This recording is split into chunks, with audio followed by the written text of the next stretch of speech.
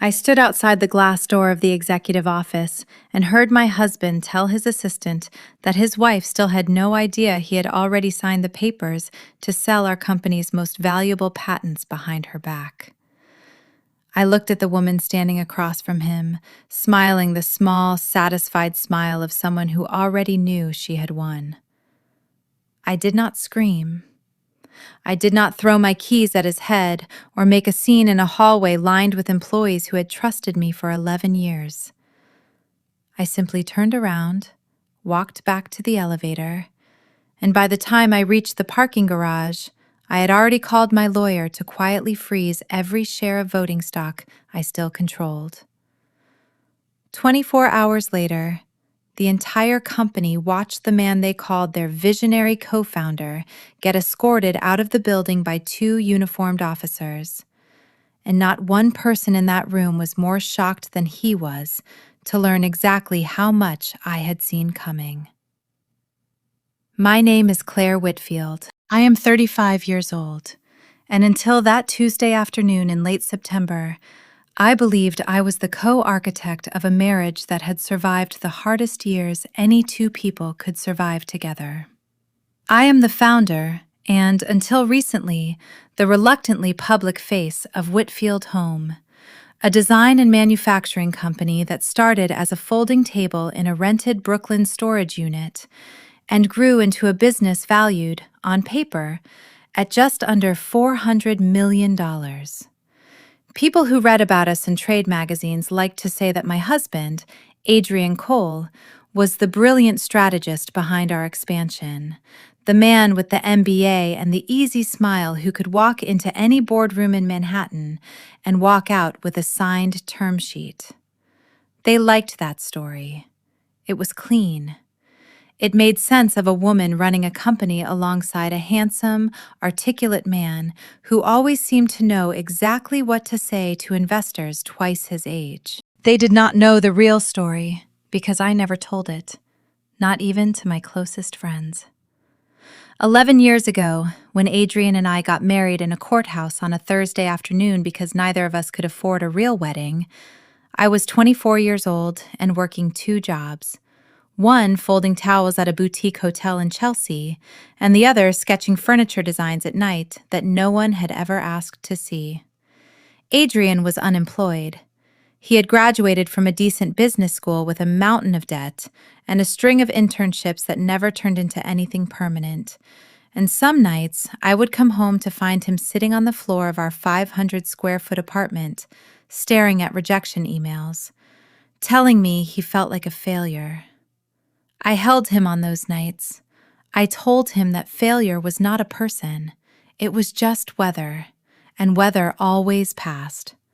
I believed that with my whole chest. When my grandmother passed away and left me $11,000, the only real inheritance anyone in my family had ever received, Adrian was the one who told me I should use it to start the business I kept sketching about in the margins of my notebooks, instead of paying off my own student loans first.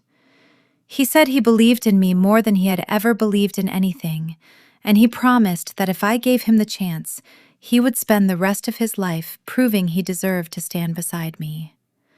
I used every dollar of that inheritance to buy a second-hand table saw, a stack of raw walnut lumber, and enough fabric samples to fill the trunk of a borrowed car.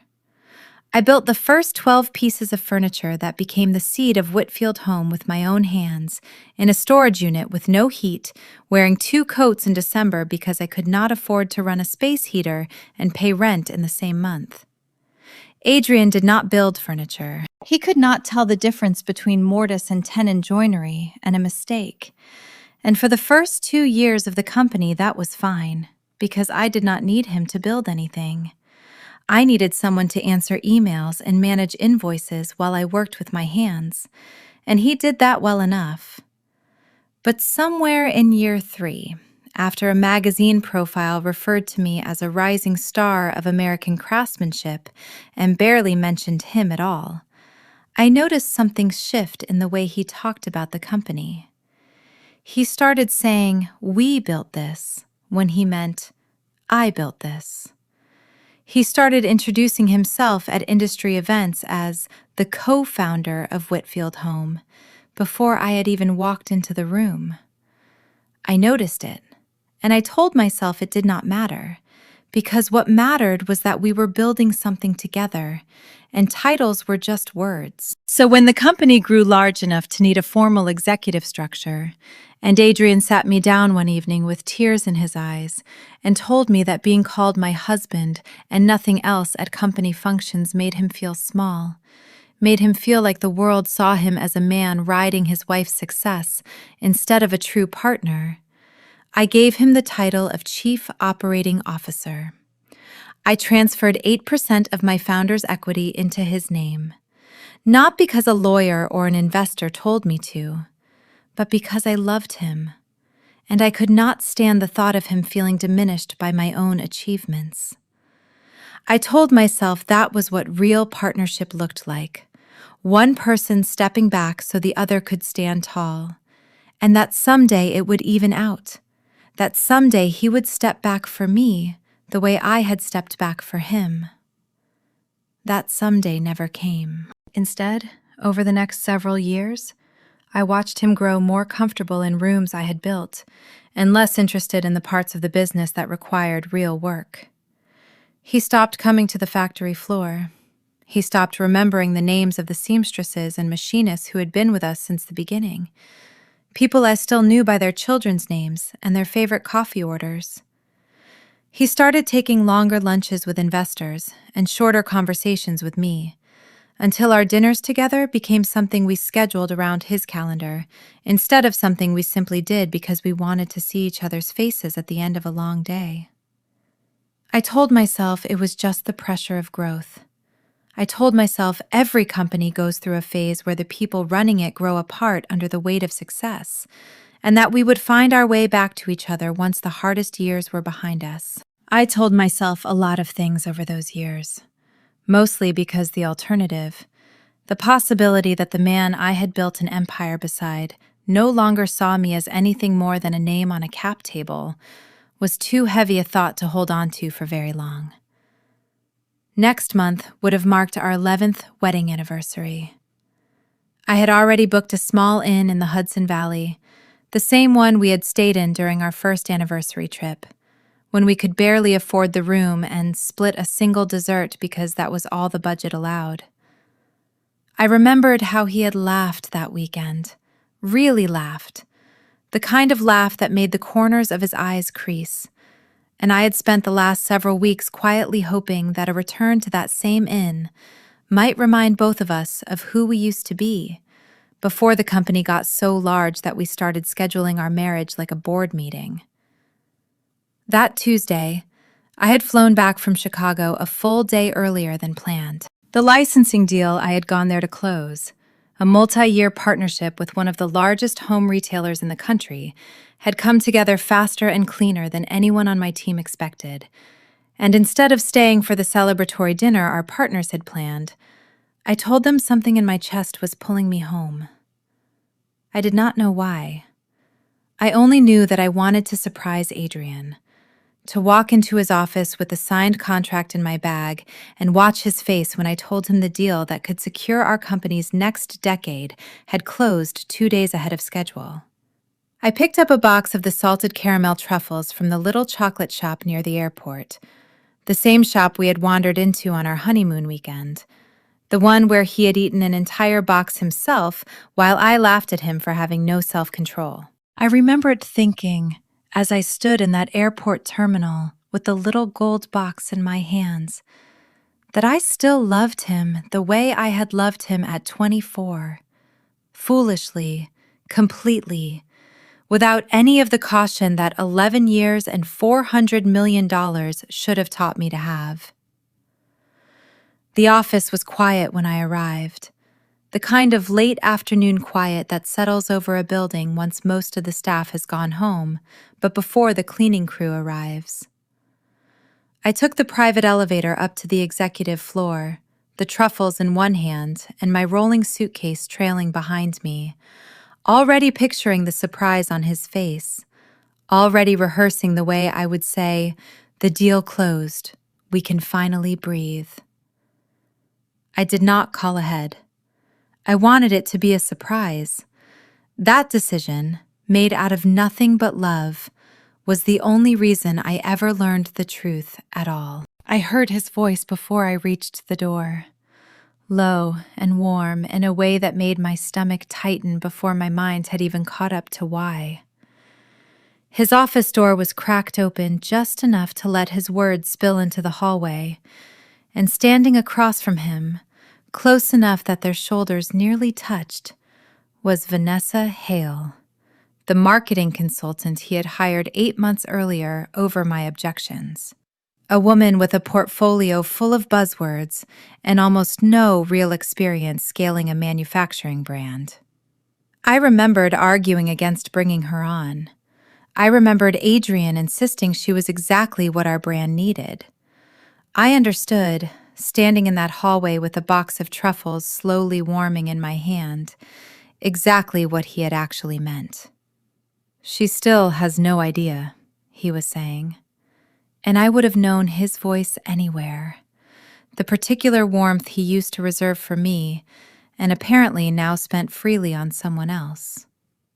"Claire thinks the Meridian deal is just a licensing partnership. She has no idea I've already structured the buyout terms with them separately.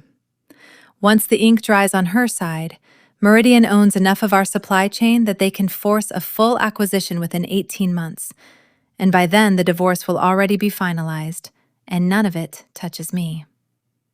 I stood very still. I have relived that moment more times than I can count, and what I remember most is not the words themselves, though the words alone were enough to end everything I thought I understood about my own life. What I remember is how calm my body went, how my heartbeat did not spike the way it should have, how instead everything inside me seemed to slow down and sharpen at once, the way I imagine a surgeon's focus must sharpen the instant before the first incision. I did not gasp. I did not drop the truffles. I stood outside that door and listened, because some part of me, some cold and practical part I did not know I had, understood immediately that the version of me who reacted with tears in that hallway would lose, and the version of me who said nothing at all might still have a chance to win. Vanessa laughed softly, the sound of someone enjoying a secret. "And the shares?" she asked. "You're sure she can't lock those before the deal closes?" "She won't even know to look," Adrian said, and I heard, for the first time in 11 years, genuine contempt in his voice when he spoke about me. "Claire trusts people. It's the thing that made her easy to marry, and it's the thing that's about to make her easy to remove." I did not open that door. I turned around as quietly as I had come, and I walked back to the elevator with the box of truffles still in my hand, and somewhere between the executive floor and the parking garage, I stopped being a woman in love with her husband and became, instead, exactly the kind of person he had just described me as never being. Someone who does not simply trust, someone who checks. I did not drive home. I sat in my car in the parking garage for 11 minutes, the same number of years I had given that man, and I did not cry. I remember staring at the concrete pillar in front of my windshield and thinking, with a clarity that frightened me, that I needed to stop feeling anything at all until I understood the full shape of what I was dealing with. Grief could wait.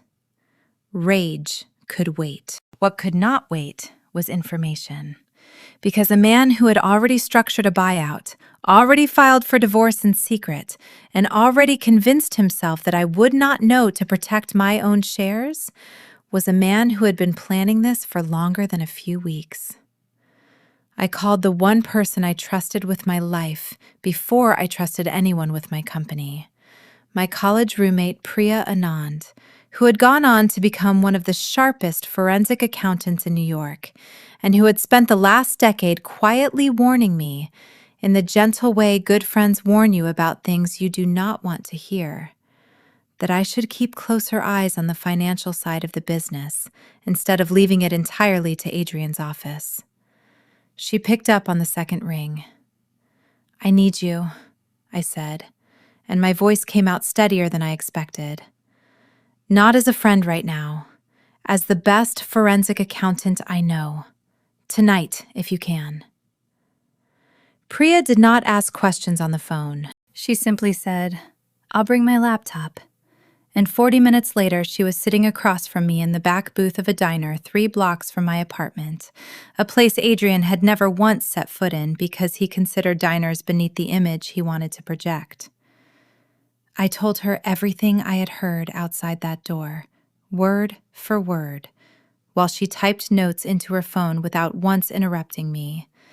When I finished, she was quiet for a long moment, and then she asked me a question that changed the entire shape of the night. "Claire, when was the last time you personally reviewed the cap table? Not the summary Adrian's office sends you, the actual filed documents." I did not have an answer, because the truth was that I had not looked at the raw filings myself in over 2 years. I had trusted the quarterly summaries his office prepared, summaries I now understood might have been engineered to show me exactly what he wanted me to see. Priya's jaw tightened in a way I had only seen a handful of times in the 15 years I had known her. And she told me, as gently as she could, that if even a fraction of what I had overheard was true, then whatever was happening had likely been happening for a very long time, structured slowly enough that no single quarter would have looked alarming on its own. We spent the next 4 hours in that diner booth, and what Priya found in the publicly available filings alone, without even touching the internal systems yet, was enough to make my hands go cold around my coffee cup. 18 months earlier, a holding entity called Meridian Sourcing Partners had begun quietly acquiring minority positions in 3 of our 5 primary fabric and hardware suppliers, the very suppliers our entire manufacturing pipeline depended on to function. On paper, Meridian looked like an unrelated private equity fund diversifying into home goods supply chains, but Priya, who had spent a decade learning to read the fingerprints hidden inside corporate structures, pulled up the registered agent records for Meridian's parent entity and found a name buried 3 layers deep in the ownership chain that made my stomach drop even further than it already had. The registered agent listed for Meridian's ultimate parent company was a law firm in Delaware that had, 6 years earlier, handled the incorporation paperwork for a small consulting shell called Hale Strategic Advisory. The same last name as the woman standing across from my husband's desk that afternoon, smiling like she had already won. Vanessa Hale was not simply a marketing consultant Adrian had insisted on hiring over my objections. She was, at minimum, connected to the very entity that had spent a year and a half quietly buying leverage over our supply chain. And at maximum, she may have been the architect of the entire plan from the beginning, sent into our company under the cover of a job title designed to keep her close enough to gather what she needed, and far enough from suspicion that no one, including me, would ever think to question her presence in every strategy meeting for the past 8 months. "This isn't just an affair, Claire," Priya said quietly, sliding her laptop toward me so I could see the filings for myself. "If this reads the way I think it reads, your husband has been helping someone systematically acquire leverage over the physical infrastructure your entire company depends on, times to close right around a licensing deal that would have made your supplier relationships even more valuable to whoever controls them. And he's apparently been doing it while also filing paperwork to end your marriage without telling you, which would strip you of a huge portion of legal standing to fight any of it once the divorce is finalized. Because half of what protects you right now is the fact that you are still, on paper, next of kin and joint decision maker in this business." I sat in that booth and felt something inside me that I can only describe as the sound of a door closing on 11 years of my life. Not slamming, just closing, quietly and completely, The way a door closes when the person on the other side has already decided the room does not need you in it anymore. And in the silence that followed that closing door, something else opened instead. A colder, clearer part of myself, the part that had built a company out of a storage unit and 11,000 borrowed dollars. The part that knew how to survive when survival was the only option left. "How much time do we have?" I asked, "before whatever they're planning actually closes?" Priya scrolled back through the filing dates, cross-referencing them against the Meridian licensing term sheet I had personally negotiated in Chicago just 2 days earlier, the deal I had come home early to celebrate. Her face went pale as she worked through the timeline out loud. The licensing agreement I had signed contained a standard supply chain continuity clause, boilerplate language any reasonable executive would have approved without a second thought. Language that guaranteed Meridian priority access to our primary suppliers for the duration of the partnership. On its own, that clause was harmless, but layered on top of Meridian's quiet acquisition of minority stakes in those same 3 suppliers, it meant that within roughly 18 months, Meridian would control enough leverage over our physical production capacity to make continuing to operate independently of them functionally impossible, regardless of what our own cap table said about who owned Whitfield Home. 18 months to force a full acquisition, Priya said. But Claire, look at this. The divorce filing date. She turned her screen toward me, and there it was. A court filing dated 6 weeks earlier, quietly submitted and just as quietly sealed from public record through a request Adrian's own legal team had filed alongside it. 6 weeks. He had filed for divorce 6 weeks ago and said nothing to me. Had sat across from me at dinner 3 times since then. Had slept beside me 9 times since then. Had let me plan an anniversary trip to an inn in the Hudson Valley 6 weeks after deciding our marriage was already over on paper. I did not cry in that diner booth. I want to be honest about that, because I think people expect a woman in my position to fall apart. And I did not fall apart. Not because I did not feel the pain, but because the pain arrived alongside something sharper and more useful. A kind of focus I had only ever felt once before in my life. On the night 11 years ago, when I sat in a cold storage unit with a table saw and $11,000 and decided I would rather build something impossible than accept the smaller life everyone expected me to settle for. I need to know exactly how much voting control I still have, I said. And I need to know it before the market opens tomorrow. Priya did not sleep that night, and neither did I. By 4 a.m, sitting in my apartment with the box of untouched truffles still on the kitchen counter, we had reconstructed enough of the picture to understand exactly what I was facing. Adrian, through a combination of the original 8% I had given him and several smaller share grants approved through board resolutions I had trusted his office to summarize accurately, controlled just under 31% of Whitfield Home's voting equity. I still held 59%, a majority large enough to control the company outright if I moved decisively, but only if I moved before any emergency board resolution could be called to dilute or restructure that control. A maneuver I now understood, from the fragments of conversation Priya helped me piece together from calendar metadata and internal document timestamps, that Adrian's legal team had already begun quietly drafting. At 6 a.m, I called Marcus Reyes, the corporate attorney who had represented Whitfield Home since the earliest days. Back when our biggest legal question was whether we needed a formal contract for a single freelance photographer.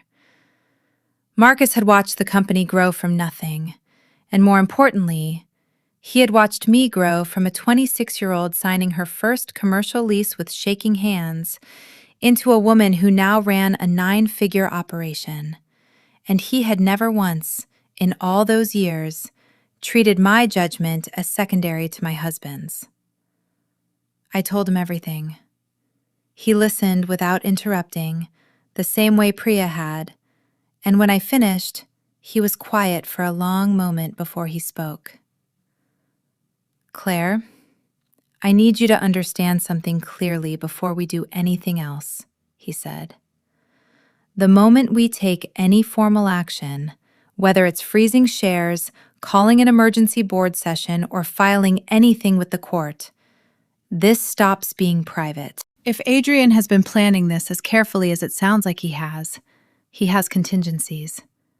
We need to move fast, but we need to move exactly right, because we will likely only get one clean shot at this before he knows we're coming.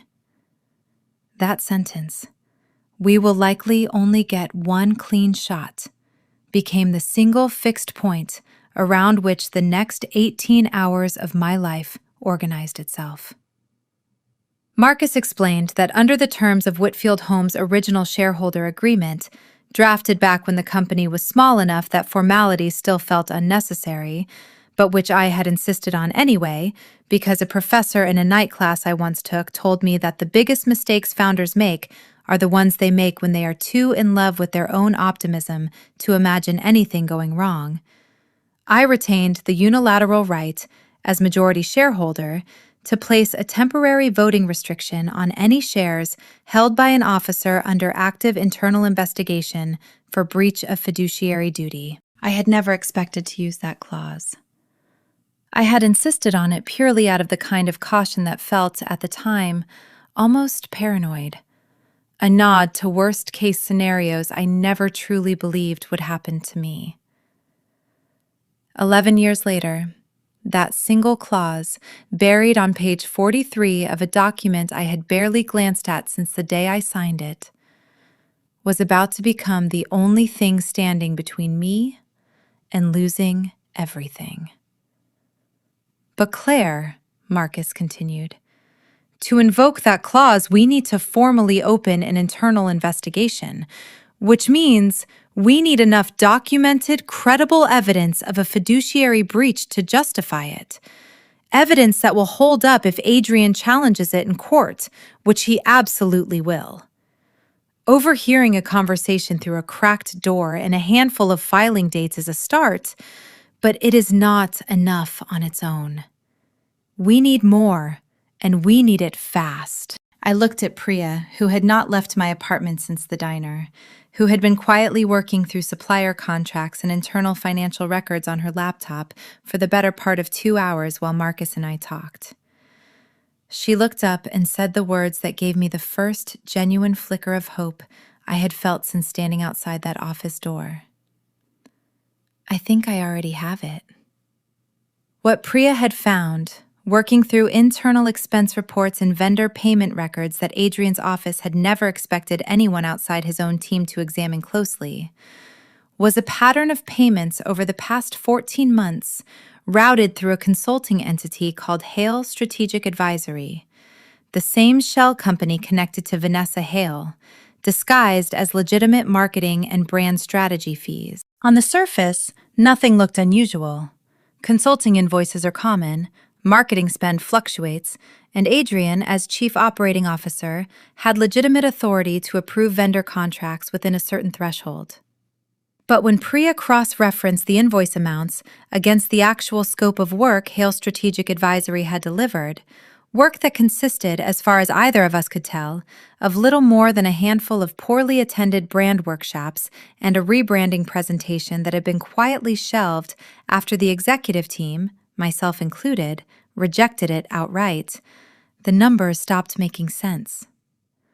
Over 14 months, Whitfield Home had paid Hale Strategic Advisory just under $2.3 million for work that, by any reasonable accounting standard, should have cost a fraction of that amount. "Where did the rest of the money go?"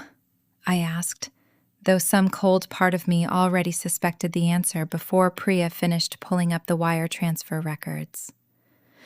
The excess funds, roughly $1.6 million total, had been wired from Hale Strategic Advisory to a series of accounts that eventually, after several layers of intermediary transfers designed to obscure the trail, resolved back to a personal account held jointly by Adrian, and a name I did not recognize at first, until I remembered it from the wedding registry we had built together 11 years ago, back when we were young enough to believe that registering for kitchen appliances at a department store was a meaningful way to plan a future. The account belonged in part to Adrian's mother, Eleanor Cole, a woman who had never once, in 11 years, treated me with anything warmer than polite tolerance, and who I now understood may have been far more involved in her son's plans than any mother-in-law conversation over a holiday dinner had ever led on.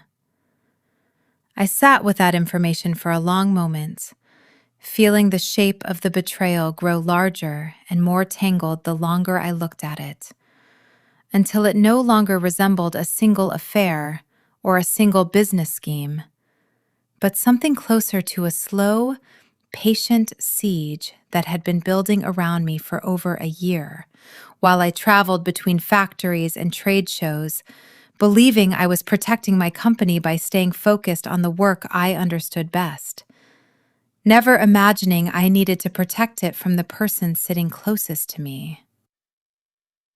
"This is enough," Marcus said, once Priya walked him through the documentation over a video call. "This is more than enough to open a formal investigation and invoke the voting restriction clause.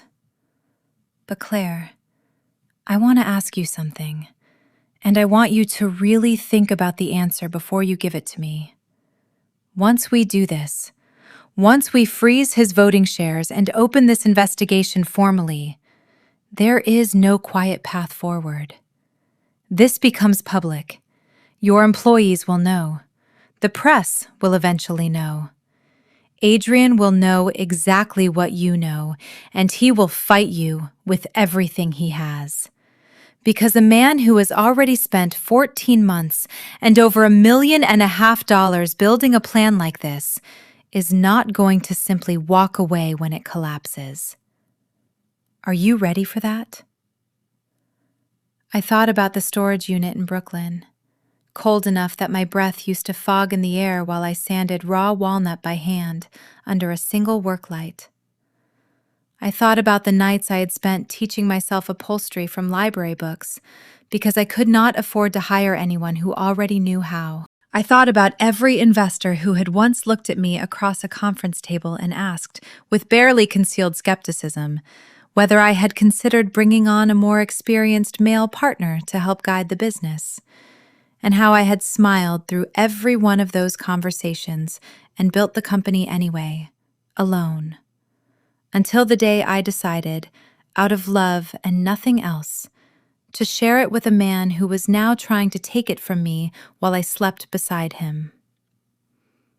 "I'm ready," I said, and I meant it more completely than I had meant almost anything in my adult life. We spent that entire day, the Wednesday before what would have been our anniversary trip, working in near silence inside my apartment, drafting the formal investigation documents, assembling the evidence into a package Marcus said would survive any legal challenge Adrian's team could mount, and quietly, carefully, without a single phone call or email that might alert him to what was coming, arranging for the emergency board resolution that would freeze his voting shares to be filed the moment markets opened the following morning. I did not go home that night, not that it mattered, since Adrian was staying late at the office again, a pattern I now understood had never once been about work. I slept, or tried to, on Priya's couch, staring at her ceiling and turning the last 11 years over in my mind like a stone I was trying to find a crack in, searching for the exact moment things had gone wrong, and finding, instead, that there had never been one single moment. There had only been a slow accumulation of small surrenders, each one small enough on its own to excuse, until they added up to a life I no longer fully controlled. The next morning, Thursday, I walked into Whitfield Homes headquarters at 7:15, an hour before Adrian usually arrived, wearing the same charcoal blazer I had worn to close the Meridian deal in Chicago 2 days earlier, because some part of me wanted him to look at me and see the exact same woman he had underestimated, unchanged, unbroken, and about to become the last person he ever underestimated again. Marcus was already waiting for me in the small conference room adjacent to my office, along with 2 members of our board I trusted completely. Harold Given, a soft-spoken engineer who had been our first serious investor when Whitfield Home was nothing more than a business plan and a prototype chair, and Renata Sosa, a supply chain executive I had recruited 2 years earlier, specifically because she asked harder questions in her interview than any of the men I had considered for the role. I had called them both the night before, at midnight, and neither of them had hesitated for a single second before agreeing to arrive early and stand beside me. At exactly 8:03 that morning, the moment the market opened, Marcus filed the emergency resolution invoking the fiduciary investigation clause, formally freezing Adrian's 31% voting stake pending review, and simultaneously filed a parallel motion placing a temporary restriction on any further disbursements from Whitfield Home accounts without dual executive authorization. I remember watching the confirmation come through on Marcus's screen and feeling, for the first time in nearly 2 days, like I could take a full breath. Adrian arrived at 8:40, exactly on schedule, exactly as he had for years, carrying his coffee in the same reusable cup he had used since our 3rd anniversary, when I had bought it for him as a small joke about his environmental guilt over paper cups. He walked past the glass wall of the conference room without noticing me at first, and I watched him for a moment before he saw me. Watched the easy confidence in his walk, the small, satisfied smile he did not know I recognized now for exactly what it was. And I felt something in my chest that was not quite grief, and not quite rage, but some third thing, colder and clearer than either, settle into place. He noticed me through the glass a moment later, and I watched his expression shift, the smile faltering slightly, replaced by a flicker of something he tried to smooth over too quickly to hide it completely. Confusion, maybe, or the first thin edge of alarm. I stood up, walked to the conference room door, opened it, and said, in a voice I kept perfectly level, "Adrian, I need you in the boardroom in 20 minutes. Full executive team and board. It's important." "Is everything all right?" he asked, and the practiced warmth in his voice, the same warmth I had once fallen in love with, now sounded to me like nothing more than a well-rehearsed performance. "We'll talk in 20 minutes, I said, and turned back into the conference room without waiting for his response. Because I understood, standing there, that the version of myself who used to explain herself to him, who used to soften every hard truth to protect his feelings, was no longer someone I could afford to be. The boardroom filled slowly over the following 20 minutes, our full executive team, 7 board members, and finally, Adrian himself, walking in with a coffee cup in one hand and a look on his face that I recognized, because I had worn that same look myself the day before in the parking garage. The look of someone realizing, in real time, that the ground beneath them is not as solid as they believed. Vanessa Hale was not in the room, and I noted with a grim kind of satisfaction that Adrian noticed her absence too, glancing toward the door once as though hoping she might walk in and somehow change the shape of what was about to happen. I stood at the head of the table, the same table where I had once presented our very first 5-year growth plan to a room of skeptical investors, and I did not raise my voice. I have thought many times since then about why I chose to stay so calm, and I think the answer is that I understood, on some deep and instinctive level, that the woman in that room who cried, who shook, who let her voice crack, would be remembered as the wounded wife, and the company would quietly, subtly, begin treating her as damaged, as compromised, as someone whose judgment could no longer be fully trusted in a crisis. I refused to give anyone in that room the chance to see me that way, not because I did not feel the wound, but because I understood exactly how much was riding on how I chose to carry it. 11 years ago, I began. I started this company with $11,000 and a table saw in a storage unit with no heat. Everyone in this room knows that story. What most of you don't know is what I learned 2 days ago, standing outside my husband's office door. I watched Adrian's face drain of color in real time. I laid out the timeline exactly as Marcus had helped me prepare it, methodically, without embellishment, letting the documents speak for themselves as I displayed them one by one on the boardroom screen. The Meridian licensing agreement and its supply chain continuity clause. The 18-month Meridian acquisition of minority stakes in our 3 primary suppliers. The Hale Strategic Advisory invoices, $2.3 million over 14 months for work that any objective observer could see was worth a fraction of that price. The wire transfers, layered through intermediary accounts, resolving back to a joint account shared by Adrian and his mother. The sealed divorce filing, submitted 6 weeks earlier without my knowledge, timed to finalize just before the 18-month window in which Meridian supply chain leverage would make an acquisition of Whitfield Home functionally unavoidable, regardless of what our cap table said. The room was utterly silent.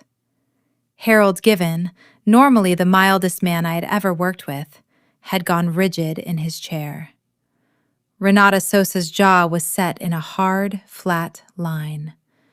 And Adrian, standing near the far end of the table, had stopped even trying to arrange his face into something resembling composure. "That's not," he started, and his voice cracked in a way I had genuinely never heard it crack before, not once in 11 years. "Claire, that's not what it looks like." "Then explain it," I said, and I let the silence stretch after those 3 words, let it fill the entire room, because I understood that in that silence, everyone present, myself included, could hear exactly how long it took him to come up with an answer, and how thin that answer was going to be no matter what he said. He tried. I will give him that much credit even now. He tried to explain the Meridian relationship as a legitimate diversification strategy he had been developing to strengthen our supplier relationships, tried to frame the Hale Strategic Advisory payments as an aggressive but justifiable investment in rebranding work that simply had not yet delivered visible results, tried to explain the divorce filing as something he had been planning to discuss with me privately once he found the right moment, as though 11 years of marriage and a company built from nothing could be dissolved in secret and later softened with the right choice of timing. Nobody in that room believed him. I watched their faces as he spoke, watched the polite professional masks most executives wear even in crisis begin to slip into something closer to open disgust. And I understood, in that moment, that whatever remained of Adrian's standing inside the company he had spent 11 years helping me build had just ended, permanently, in the space of about 6 minutes. The board will vote today on whether to sustain the fiduciary investigation and the associated voting restriction pending a full independent audit, Marcus said, stepping in with the calm procedural precision that had made him invaluable to me for over a decade. In the meantime, given the severity and specificity of the evidence presented, I am recommending Mr. Cole be placed on immediate administrative leave from all operational duties, effective this morning. The board vote took less than 4 minutes, 7-0 in favor of sustaining the investigation. I watched Adrian's face as the final vote was read aloud, watched something break in him that I think, if I am honest with myself, had been breaking slowly for years, long before that morning. A slow erosion of the person I had once loved into someone who had convinced himself that taking what he wanted quietly was the same thing as earning it. Two uniformed security officers, arranged by Marcus the night before as a precaution neither of us truly expected to need, but which turned out in the end to be entirely necessary, escorted Adrian out of the building less than 20 minutes later, after he attempted, briefly and unsuccessfully, to access the finance department's servers directly. An action our IT director flagged in real time and which became, ironically, one more piece of evidence in the growing case against him.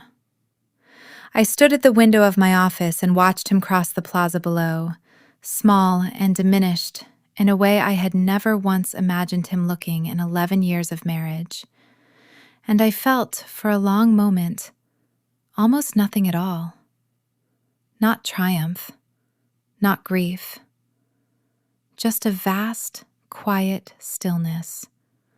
The particular stillness that comes after a storm has finally passed through and left you standing, exhausted but upright, in the wreckage of everything it destroyed on its way out. I did not know yet, standing at that window, that the truth I had uncovered in the last 2 days was still only the surface of something far larger and far more painful than even I had imagined, and that the person who had orchestrated the deepest part of the betrayal against me was not Adrian at all, and was not Vanessa Hale, but someone I had trusted for far longer than I had ever trusted my husband.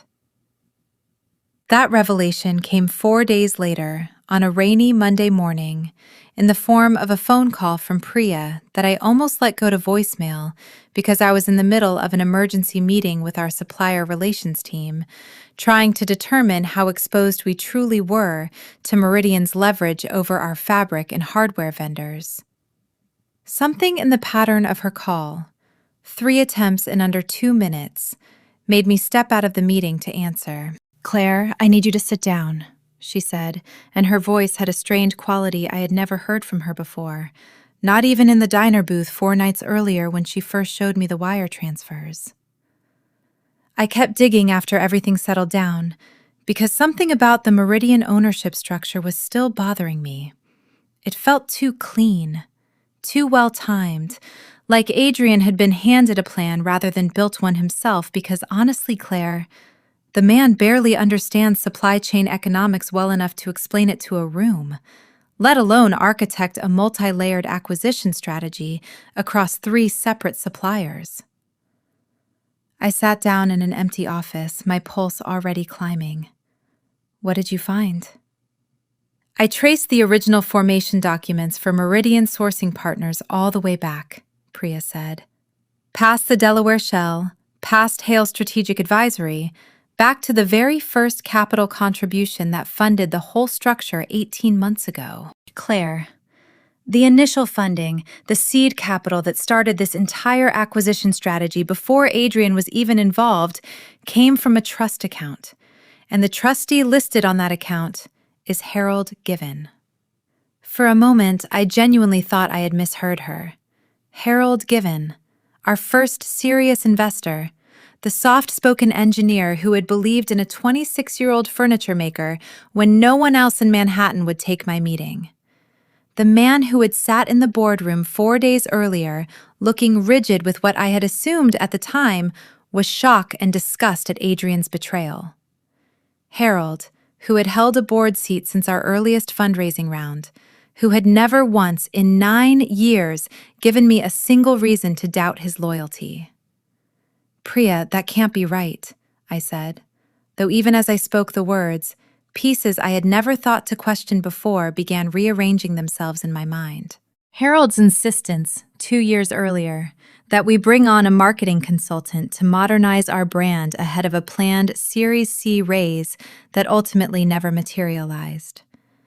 Harold's quiet support at the time for expanding Adrian's operational authority, framed always as a way to free me up to focus on product and design rather than administrative burden.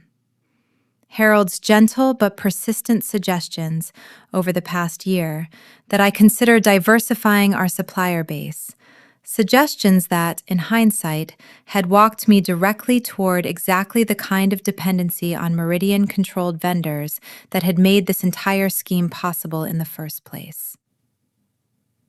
"I wish I could tell you I'm wrong," Priya said quietly, "but I pulled the trust documents twice to be sure before I called you.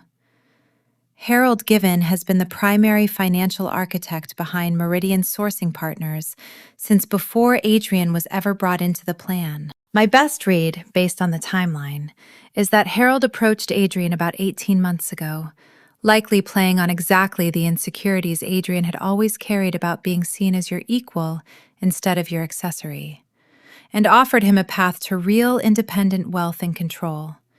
Wealth that wouldn't depend on your continued success or your continued marriage. Vanessa Hale wasn't the architect of this either, Claire. She was Harold's placement, someone with genuine consulting credentials who could sit inside your company gathering financial detail while giving Adrian exactly the kind of attention and validation you'd stopped giving him years ago, whether you meant to or not.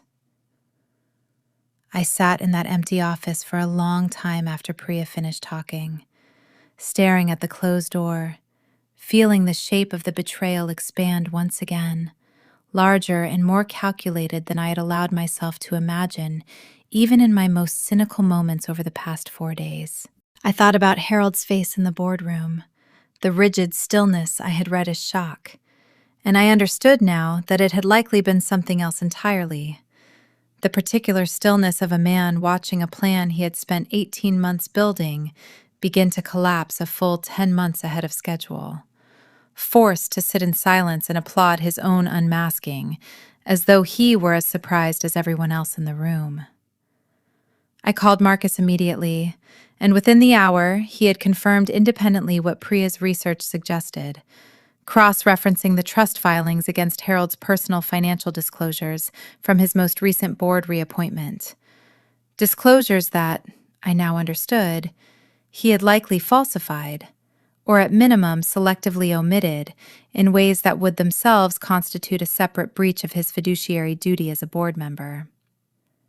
Marcus explained that Harold's motive, once we finally understood the full shape of it, was almost painfully simple beneath all its complexity. 9 years earlier, Harold had been the primary investor in a competing home goods company, a business that failed spectacularly 2 years into its operation, in large part because Whitfield Home, still small and scrappy at the time, had won a major retail partnership that Harold's company had been counting on to survive.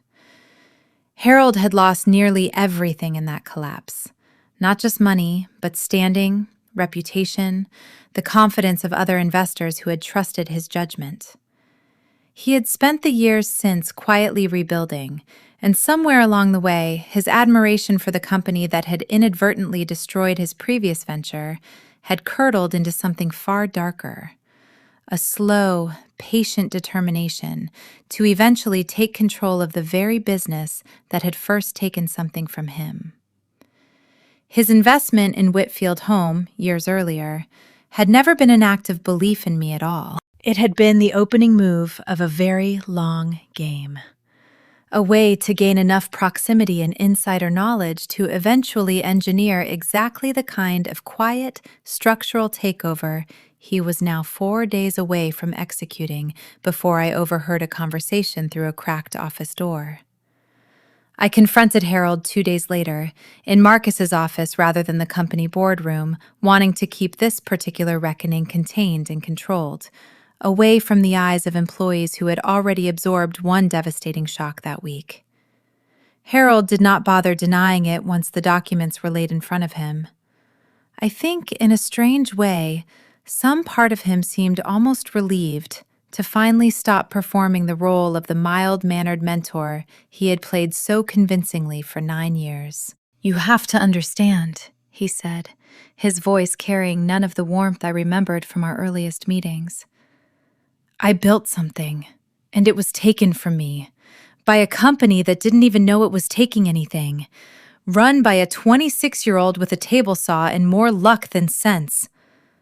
I watched you build an empire on the wreckage of everything I lost, And I decided a long time ago that I was not simply going to sit back and admire it. You could have built something new, I said. You had the capital.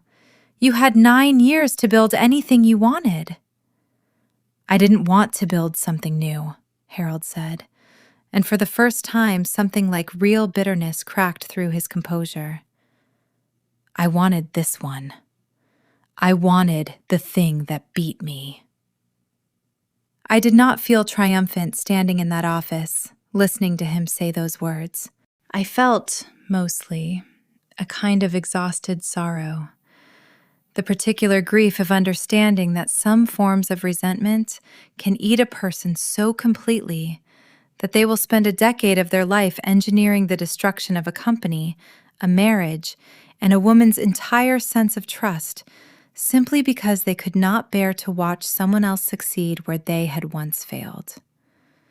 Harold's role in the scheme, once fully documented, gave Marcus everything needed to pursue not just an internal fiduciary breach case against Adrian, but a full referral to federal prosecutors, since the layered shell structures, the falsified board disclosures, and the coordinated timing of the divorce filing alongside the supply chain acquisition strategy crossed clearly, in Marcus's professional judgment, into securities fraud and wire fraud territory that state-level corporate remedies alone could not fully address. Within a week, both Adrian and Harold had been formally named in a federal investigation, and Vanessa Hale, faced with the prospect of prosecution herself, agreed to cooperate fully in exchange for a reduced role in the eventual proceedings, providing investigators with internal communications that confirmed every piece of the timeline Priya had first pieced together in a diner booth 4 nights after everything began. The weeks that followed unfolded in a strange, disorienting rhythm, part corporate crisis management, part personal unraveling, the two so tightly braided together that I sometimes could not tell, on any given day, whether the exhaustion I felt was coming from the 16-hour days spent stabilizing our supplier relationships, or from the slow, private grief of realizing that the marriage I had spent 11 years defending, even to myself, had been built on a foundation far more hollow than I ever let myself see. I threw myself into the company because it was the one part of my life I still fully understood how to save. Working alongside Renata Sosa, I spent the better part of 3 weeks personally renegotiating direct contracts with our 3 primary suppliers, cutting Meridian's shell entities out of the ownership structure entirely by offering the suppliers themselves a more favorable long-term partnership than anything Meridian had ever proposed to them. A partnership built on transparency and fair margins instead of quiet leverage and eventual control.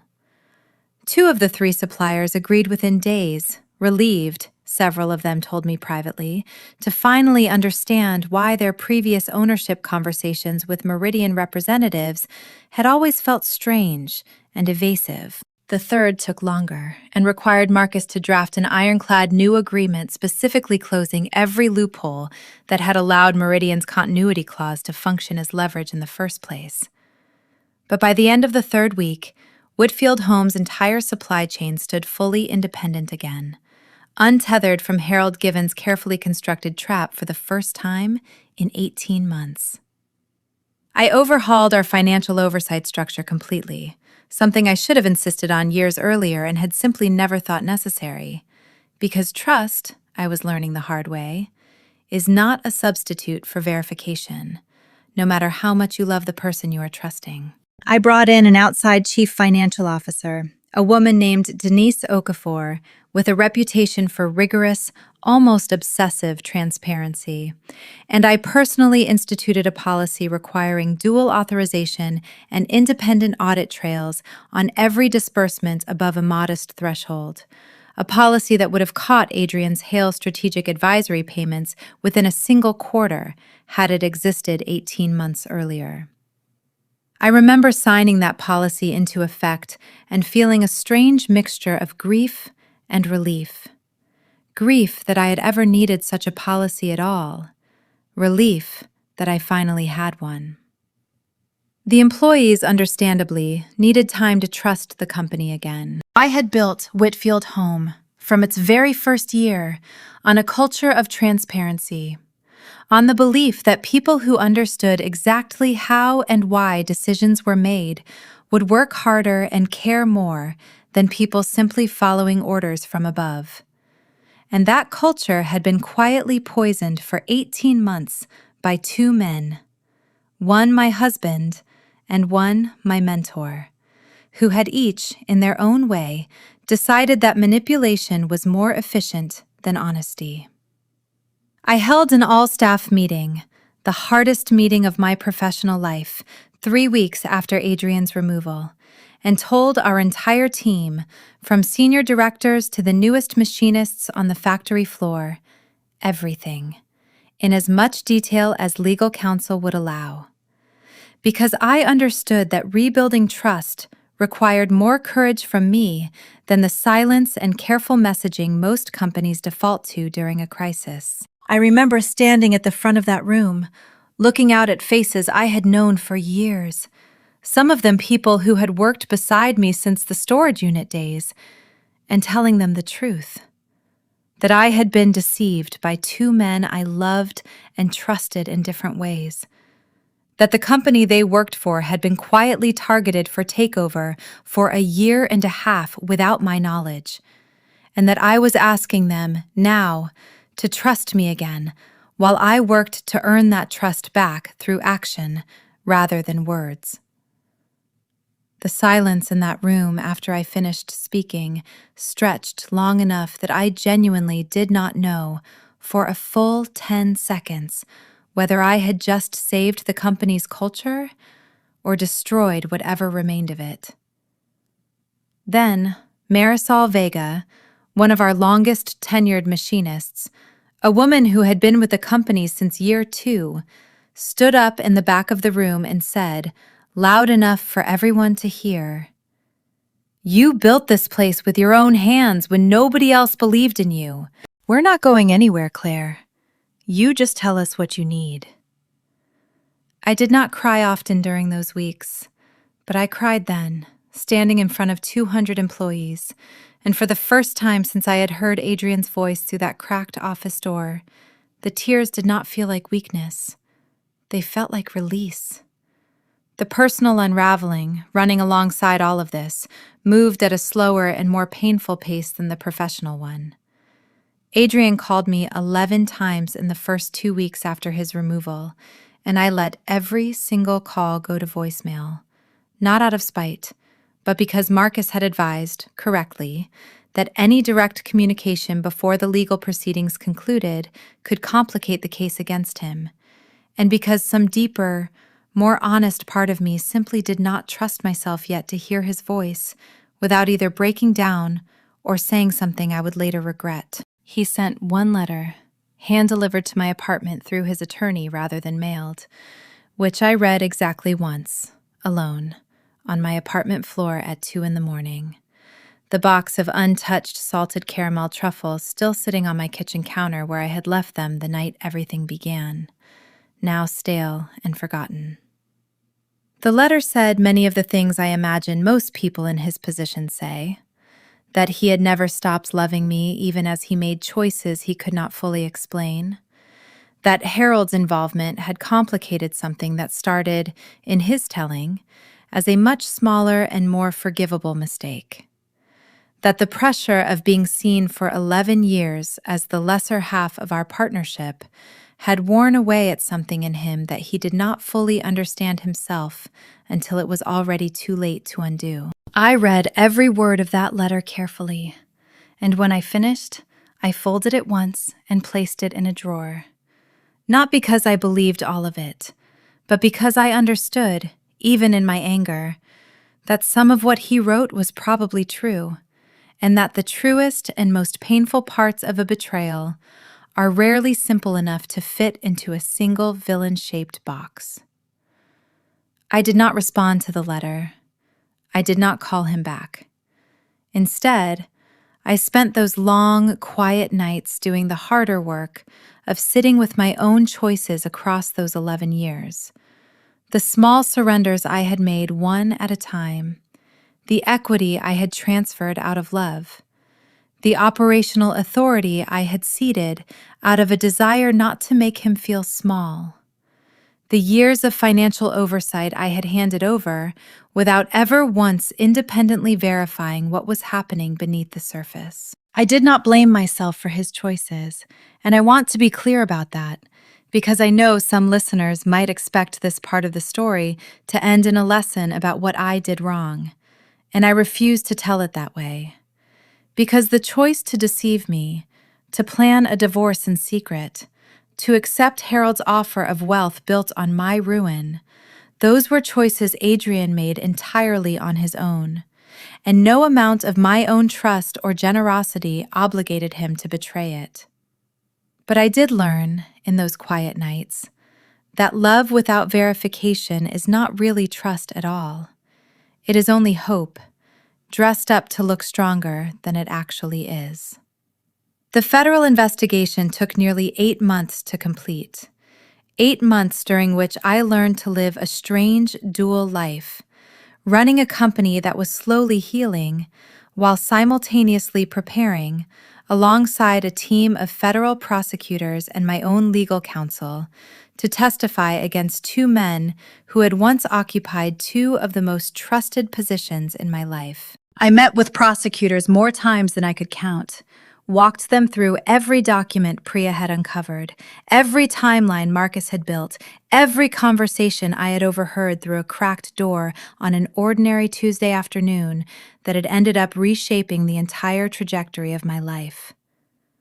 During those months, I also learned something I had not expected to learn, which was that Eleanor Cole, Adrian's mother, whose name had appeared alongside his on the joint account receiving diverted funds, had not been a knowing participant in the scheme at all. Priya's initial research had been accurate about the account itself, but a deeper forensic review, conducted as part of the federal investigation, revealed that Adrian had added his mother's name to a personal savings account years earlier, long before any of this began, as a simple convenience so she could access funds during a period when she was recovering from a serious illness, and he wanted her to have emergency access without needing to involve him directly every time. The diverted funds had passed through that account briefly, without her knowledge, as one link in a longer laundering chain Adrian and Harold had constructed, using an account tied to an elderly woman precisely because they calculated, correctly as it turned out, that investigators would be less likely to scrutinize it closely. I remember the strange, unexpected grief I felt learning that detail. A small twist inside the larger twist, the realization that even in the middle of orchestrating one of the most calculated betrayals of my life, Adrian had been careless enough, or perhaps cynical enough, to use his own recovering mother as an unwitting shield, exposing her to scrutiny and suspicion she never deserved and never earned. I called Eleanor myself, once the investigation cleared her of any wrongdoing. Something I did not have to do, and something Marcus gently advised against, worried it might complicate optics during an ongoing case. I called her anyway, because 11 years of complicated, distant mother-in-law dinners had still built something between us, however thin. And because I understood, in a way I do not think anyone else fully did, exactly what it felt like to discover that someone you loved had used you as a tool without ever once asking your permission. Eleanor cried on the phone, the first real emotion I had ever heard from her in over a decade of knowing her. "I always thought you were too good for him," she said, her voice thick. "I never told you that because he's my son, and what kind of mother says that out loud? But I want you to hear me say it now. You were always too good for him, Claire, and none of what he did to you had anything to do with anything lacking in you." I did not expect that call to matter as much as it did, but it stayed with me for weeks afterward. A small, unexpected kindness arriving from the one corner of Adrian's life I had least expected kindness to come from. The trial began in early spring, a little over a year after that Tuesday afternoon in September, and it lasted 11 days, a number I noted with a kind of bitter irony I did not share with anyone. 11 days for 11 years. I testified on the fourth day, walking the jury through the entire timeline in the same steady, unembellished voice I had used in that boardroom the morning Adrian was escorted out of the building, refusing, once again, to let this become a story about a wounded, weeping wife, rather than a story about a deliberate, calculated financial crime that happened to be committed by my husband. Harold's defense attempted to paint him as a passive investor, swept up in decisions made primarily by Adrian, a framing that fell apart almost immediately once prosecutors introduced the original trust documents, establishing Harold as the earliest and primary architect of the entire Meridian structure. Documents dated a full 4 months before any evidence showed Adrian had even been approached about the plan. Adrian's defense, in turn, attempted to frame him as a man manipulated by both Harold's financial promises and Vanessa Hale's personal attention. A narrative technically consistent with the evidence, but one that ultimately did little to soften the jury's view of a man who had, regardless of who influenced him, made the deliberate, sustained choice over 18 months to defraud his own wife and the company she had built from nothing. The verdict came on the 12th day, technically since deliberations stretched slightly beyond the trial itself. Harold Given was convicted on multiple counts of securities fraud, wire fraud, and breach of fiduciary duty, and sentenced to 11 years in federal prison, a sentence length the presiding judge noted, without knowing the private irony it carried for me, matched almost exactly the length of my marriage. Adrian was convicted on related counts of wire fraud and conspiracy, receiving a sentence of 6 years, reduced somewhat due to his cooperation once Vanessa's testimony made his continued denial functionally impossible, and due to what his attorney argued, not entirely without merit, was a genuine, though ultimately irrelevant, degree of manipulation he had been subjected to by Harold over the preceding 18 months. Vanessa Hale, having cooperated fully and having played a smaller though still significant operational role in the scheme, received 18 months, most of which the judge suspended in favor of probation given the extent of her cooperation. I sat in that courtroom on the day the verdicts were read, and I want to be honest about what I felt, because I think the truth is more useful than the version of this story where I felt pure vindication. I felt relief, real and physical, the kind that unknots muscles you did not realize had been tense for over a year. But I also felt an unexpected quiet sorrow, watching Adrian's face as the sentence was read.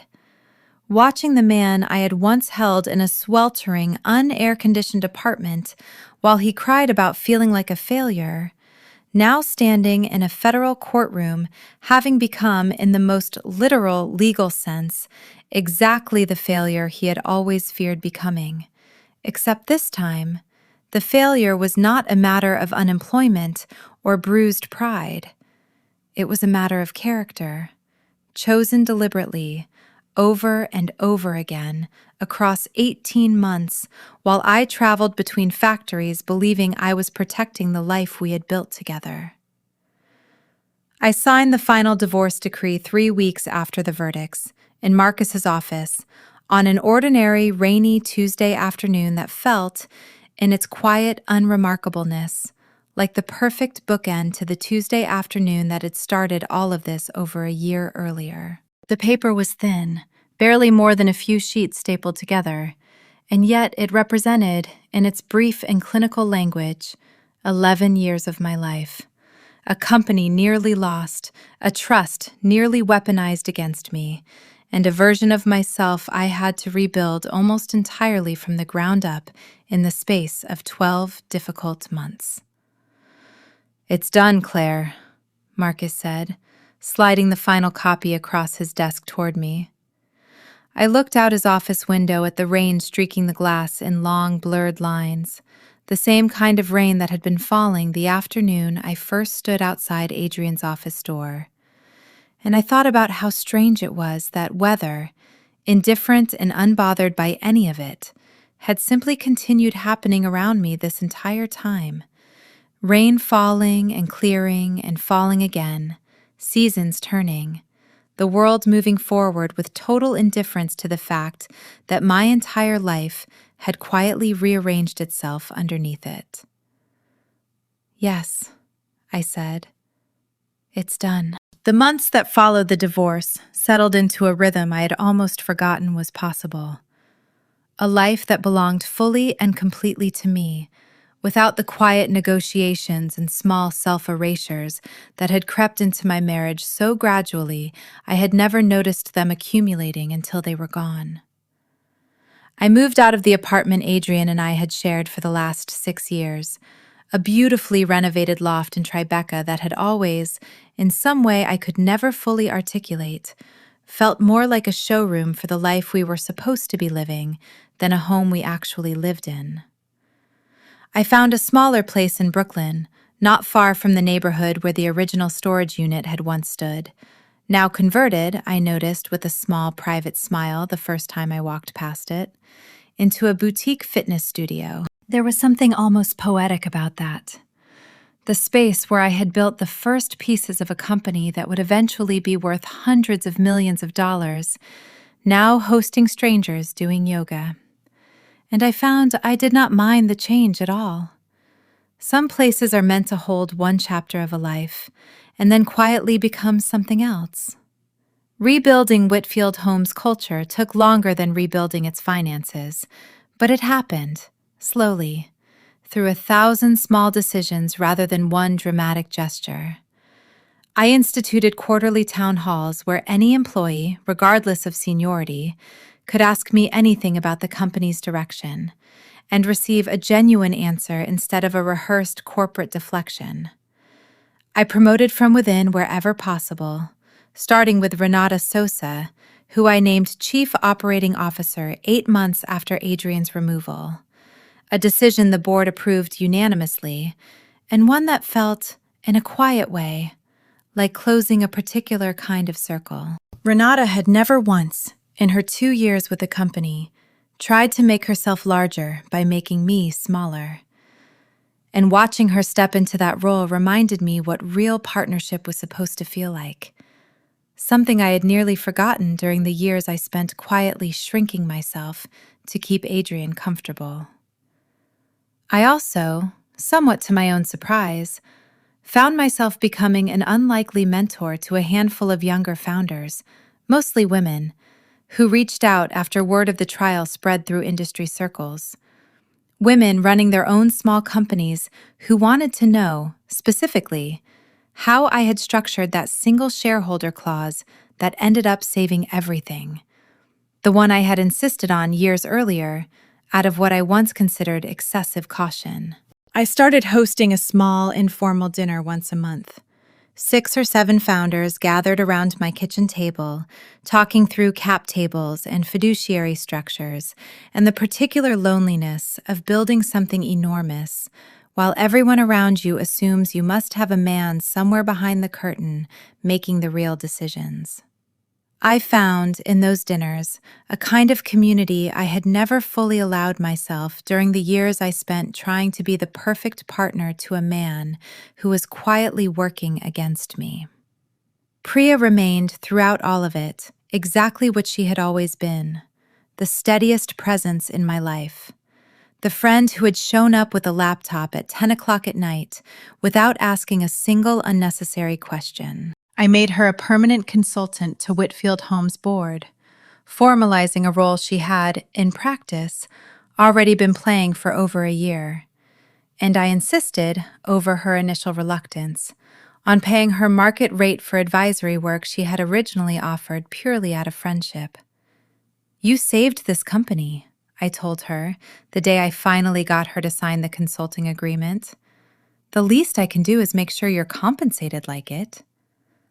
There is a particular kind of twist I have not yet mentioned, one that arrived nearly a year after the trial concluded, quiet enough that it never made industry headlines the way the original scandal had, but significant enough that I think about it often, usually late at night, usually with a complicated mixture of feelings I still have not fully sorted out. Vanessa Hale, roughly 14 months after her sentencing, reached out to me directly, through a letter sent to Whitfield Homes' general counsel rather than to me personally, requesting a meeting. Marcus advised against it initially, cautious as always about any contact that might complicate matters. But something in the letter's tone, careful and specific in a way that felt different from Adrian's earlier attempt at reconciliation, made me curious enough to agree, on the condition that Marcus be present for the entire conversation. We met in a quiet cafe in a part of the city neither of us had any professional reason to frequent. Vanessa noticeably thinner than I remembered, her expensive tailored wardrobe replaced by something plainer, more ordinary, the visible markers of a life that had been genuinely and permanently altered by the choices she had made. She did not ask for forgiveness, which I appreciated more than I expected to, and she did not attempt to minimize her own role in the scheme, which I appreciated even more.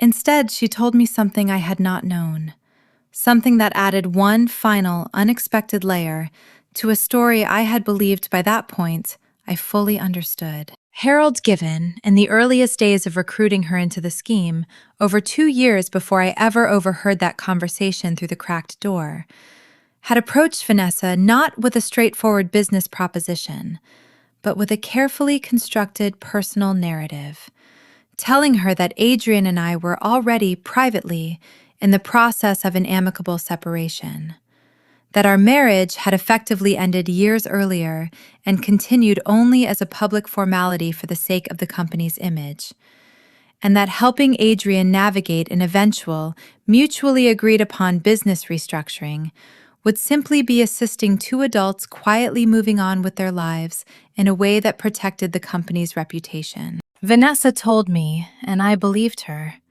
that she had genuinely, for the first several months of her involvement, believed this version of events, believed she was helping facilitate something consensual and even kind, rather than participating in an act of fraud against a woman who had no idea any of it was happening. "I want you to know that doesn't excuse what I did later," she said, her hands wrapped tightly around a coffee cup she never once drank from. "Once I understood the truth, I kept going anyway, because by then I was in too deep, financially and otherwise, to walk away without exposing myself. That part is entirely on me. But I wanted you to know how it started, because I think you deserve to understand exactly how carefully Harold built this, layer by layer, lie by lie, long before you ever had a chance to see any of it coming." I sat with that information for a long time after our meeting ended, turning it over in my mind on the walk home, feeling the full architecture of Harold Given's plan settle into place with a completeness that was almost unbearable to fully absorb. A man who had lost a company 9 years earlier had spent nearly a decade rebuilding not just his finances, but an entire elaborate structure of manipulation, recruiting my own husband through his insecurities, recruiting a consultant through a fabricated story about a marriage already quietly over, positioning himself patiently on my own board of directors for years, all in service of a single goal: taking back, piece by piece, the thing he believed should have belonged to him instead of me. I do not know, even now, whether understanding that final layer of the story made me feel better or worse. I think, in the end, it simply made me feel finished, the way finishing a very long and very difficult book makes you feel finished. Not because every question has been answered, but because you have reached the point where you understand you are not going to learn anything more, and it is time to close the cover and set it down. 2 years after that Tuesday afternoon in September, Whitfield Home posted its strongest quarterly earnings in company history, a fact that industry reporters covered widely, most of them framing the recovery as a remarkable comeback story. A founder who had weathered a spectacular scandal and emerged with her company not just intact, but stronger than ever.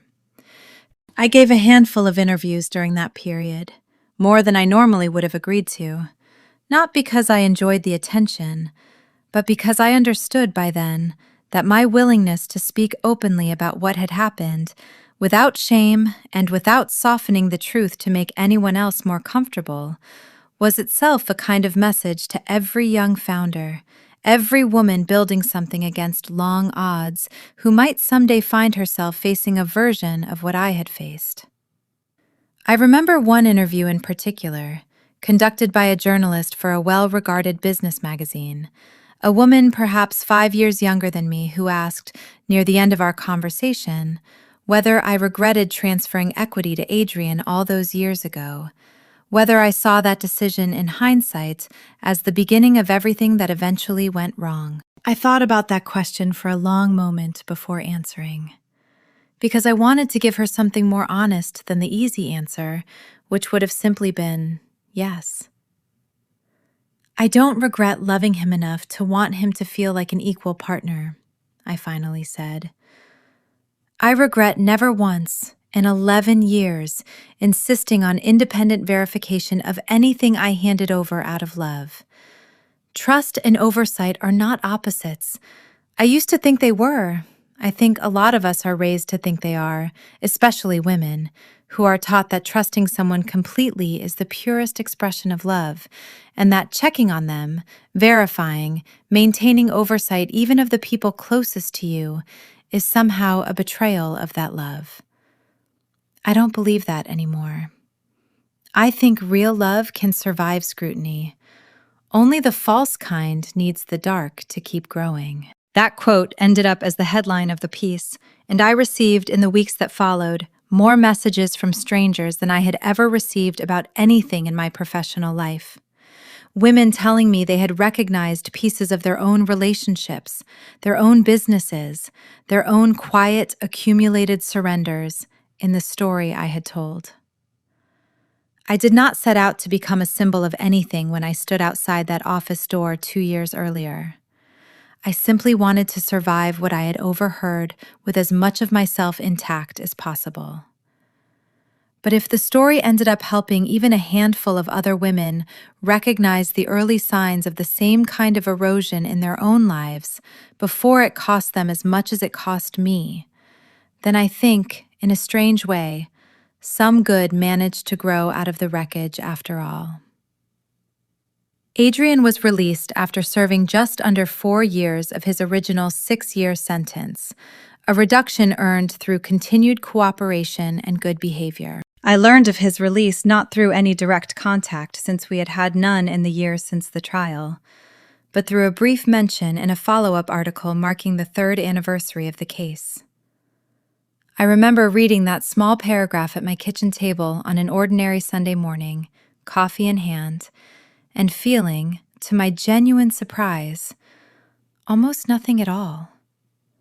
Not anger, not lingering grief, just a quiet, distant acknowledgement, the way you might read that a storm you survived years ago has finally, officially, been recorded in the history books. No longer a live threat, simply a fact about the past.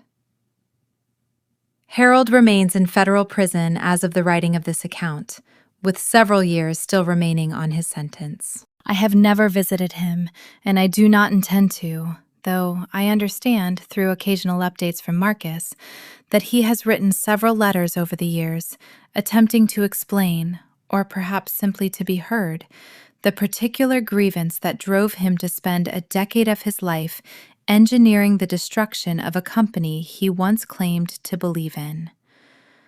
I have not read any of those letters. I decided, fairly early on, that understanding a person's reasons for hurting you does not obligate you to continue listening to them explain those reasons indefinitely. Some understanding is enough once you have it. You are allowed to close the book. I built, in the 2 years following the trial, something I had never fully allowed myself to build during my marriage, which was a life outside of work that belonged entirely to me. I took up rowing, of all things, joining an early morning crew on the East River that met 3 times a week before the sun had fully risen over the water. A discipline that had nothing to do with furniture or fabric or fiduciary structures. Something I did purely because the rhythm of it, the total physical focus it demanded, gave my mind the kind of rest it had not had in years. I started painting again, badly and joyfully, something I had loved as a teenager and abandoned the moment adult responsibility made it feel indulgent. I traveled, for the first time in my adult life, purely for pleasure rather than business, spending 2 weeks in Portugal with Priya the summer after the divorce was finalized, sitting on a beach with no laptop and no phone calls scheduled, feeling, for the first time in longer than I could remember, like a person rather than a role. I did not, in those 2 years, rush into another relationship, despite the gentle, well-meaning suggestions of nearly everyone in my life that I should not let one betrayal close me off from love entirely. I understood their concern, and I did not disagree with the underlying wisdom of it. But I also understood that I needed, first, to become fully myself again before I offered myself to anyone else. Needed to relearn who I was underneath 11 years of quiet accommodation before I could trust myself to build something healthier the next time. I dated occasionally, carefully, without urgency. And somewhere in the middle of that second year, I met someone, a structural engineer named Daniel Ferris, who consulted occasionally with our manufacturing team on facility upgrades.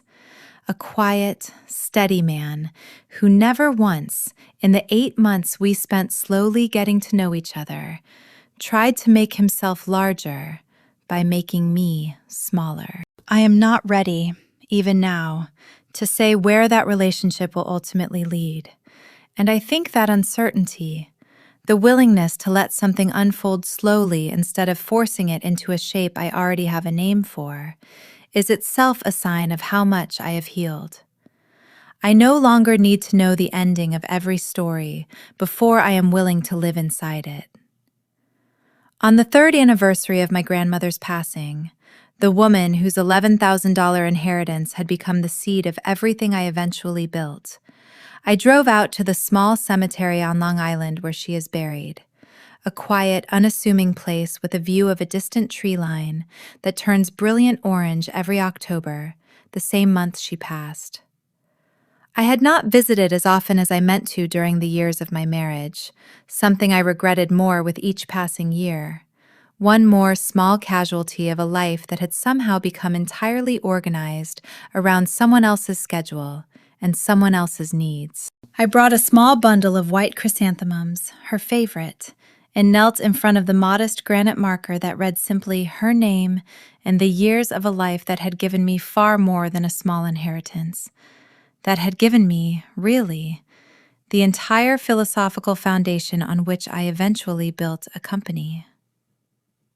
I let someone use the thing you gave me as a weapon against me, I told her, my hand resting against the cool stone the way I remembered resting it against her hand in the hospital during her final weeks. I let myself believe that giving everything to someone I loved was the same thing as being strong enough to build something lasting. It wasn't. But I think I understand now what you actually meant, all those years ago, when you told me that inheritance wasn't really about the money. You said it was about believing I deserved more than the life everyone expected me to settle for. I think I finally believe that all the way through, not just about the company, but about everything. The wind moved through the trees the way it always does in that particular corner of the cemetery, and I did not cry, Not because the grief had disappeared, but because it had settled over the years into something quieter and steadier, a permanent, gentle ache rather than an open wound. I sat there for a long while after I finished speaking, simply existing in the presence of the one person in my life who had never once asked me to be smaller than I was capable of being. And when I finally stood to leave, I felt something I can only describe as a kind of completed circle. The sense that I had finally become, fully and without apology, the woman she had always believed I could be. On the drive back into the city, I passed the exit that would have taken me to the storage unit neighborhood, and on impulse, I took it.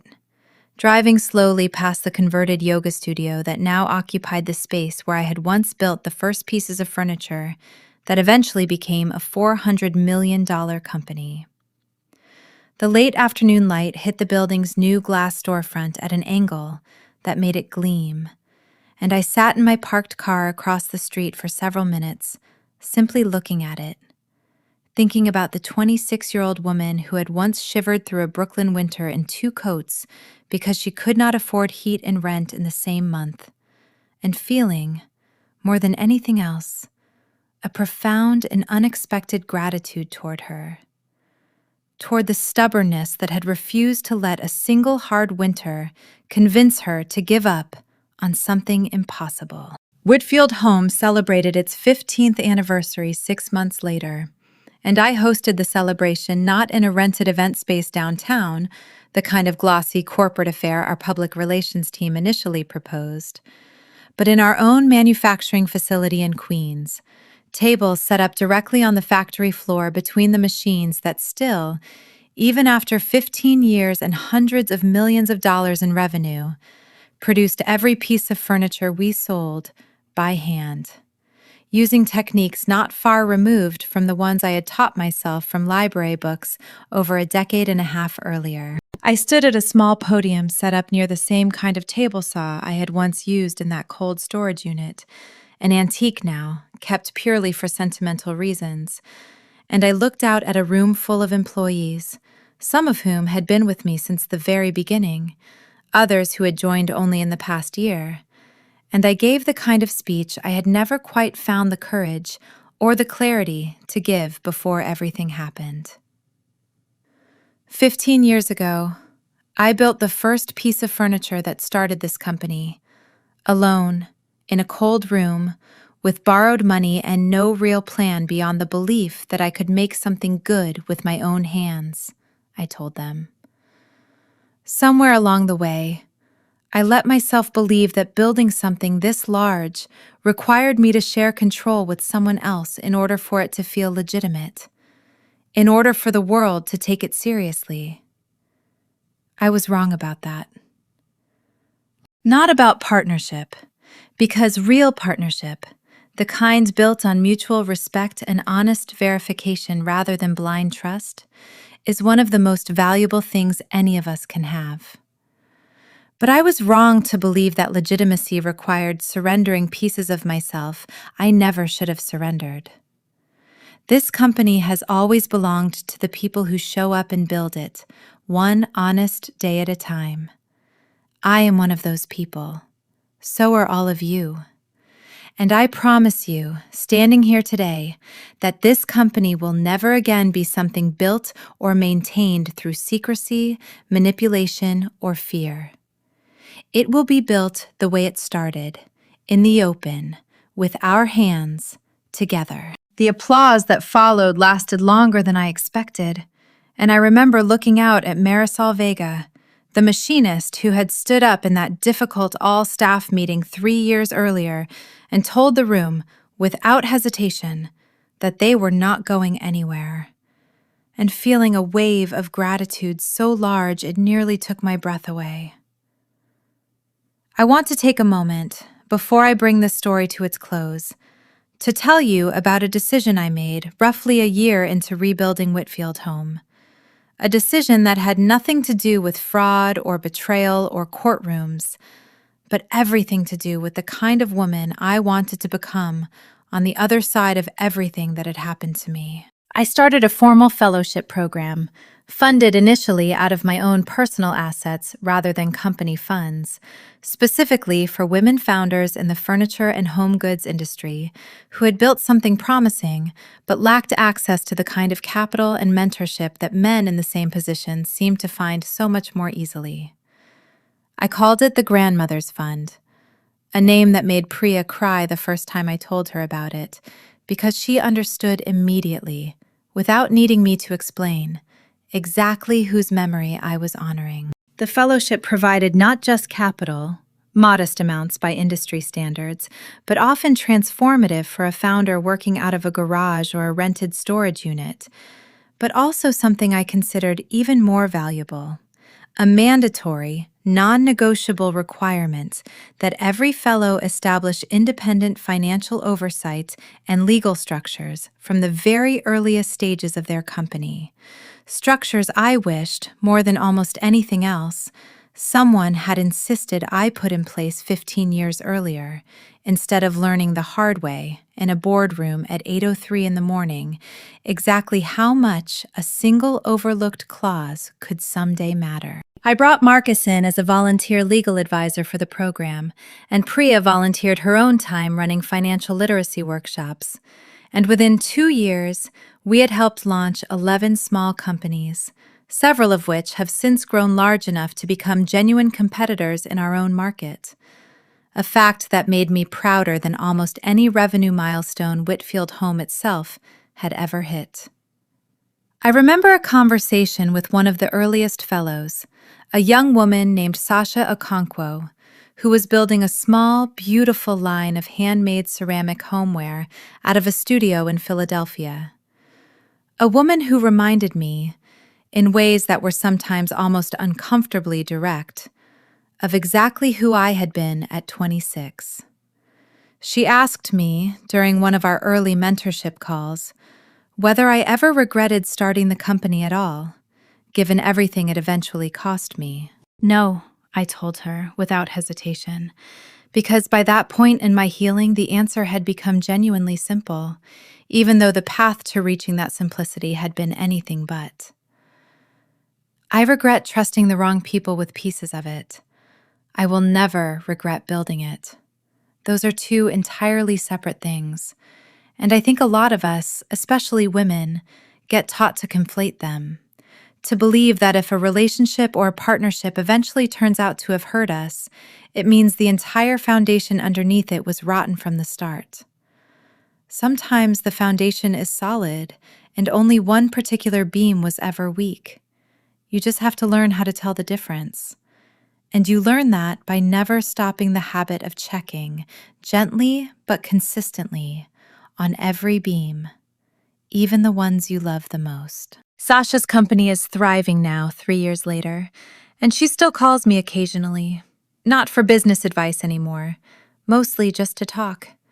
The way I imagine I might have called my own grandmother had she lived long enough to watch the company grow into what it eventually became. There is a particular kind of healing I discovered during those years that comes not from moving on from what happened to you, exactly, but from finding a way to transform it into something useful for someone else standing at the beginning of a similar road. Eleanor Cole and I remained close, in an unexpected and quietly meaningful way, throughout those years, an evolution neither of us could have predicted during the distant, polite holiday dinners of my marriage. She began attending the Grandmother's Fund's annual gathering each year, not as a founder or an investor, but simply as a guest, someone who had grown, in her own words, more proud of the work I continued to do than she had ever managed to express to me during the 11 years I was married to her son. She never fully reconciled with Adrian after his release, a rift I never asked her to explain and never pushed her to resolve, understanding that whatever remained unhealed between a mother and her son belonged entirely to the two of them, outside the boundaries of anything I still had a right to weigh in on. I think, looking back on those years of rebuilding, what surprised me most was not how much strength it took to survive the initial betrayal, though it certainly took more strength than I ever knew I had access to before that Tuesday afternoon. What surprised me most was how much deliberate, patient work it took afterward to become someone capable of trusting again. Not blindly, the way I once had, but with open eyes, with structures in place, with the hard-won understanding that real trust and careful verification are not opposing forces, but two hands that need to work together if anything built between two people is going to last. My relationship with Daniel deepened slowly over the following year, in a way that felt almost startlingly different from the intensity with which my relationship with Adrian had begun over a decade earlier. There was no dramatic courthouse wedding on a Thursday afternoon, no whirlwind sense of two people racing toward a future neither of us could fully see yet.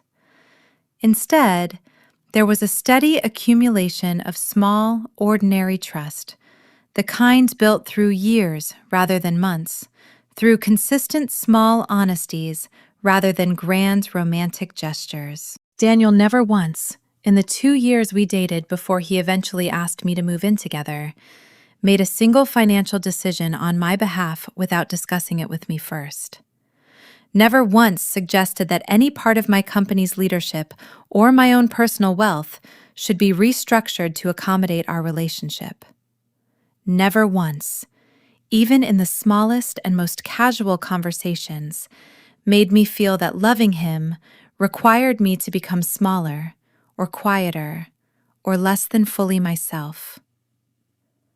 I remember the night, roughly 18 months into our relationship, when I finally told him the entire story, start to finish.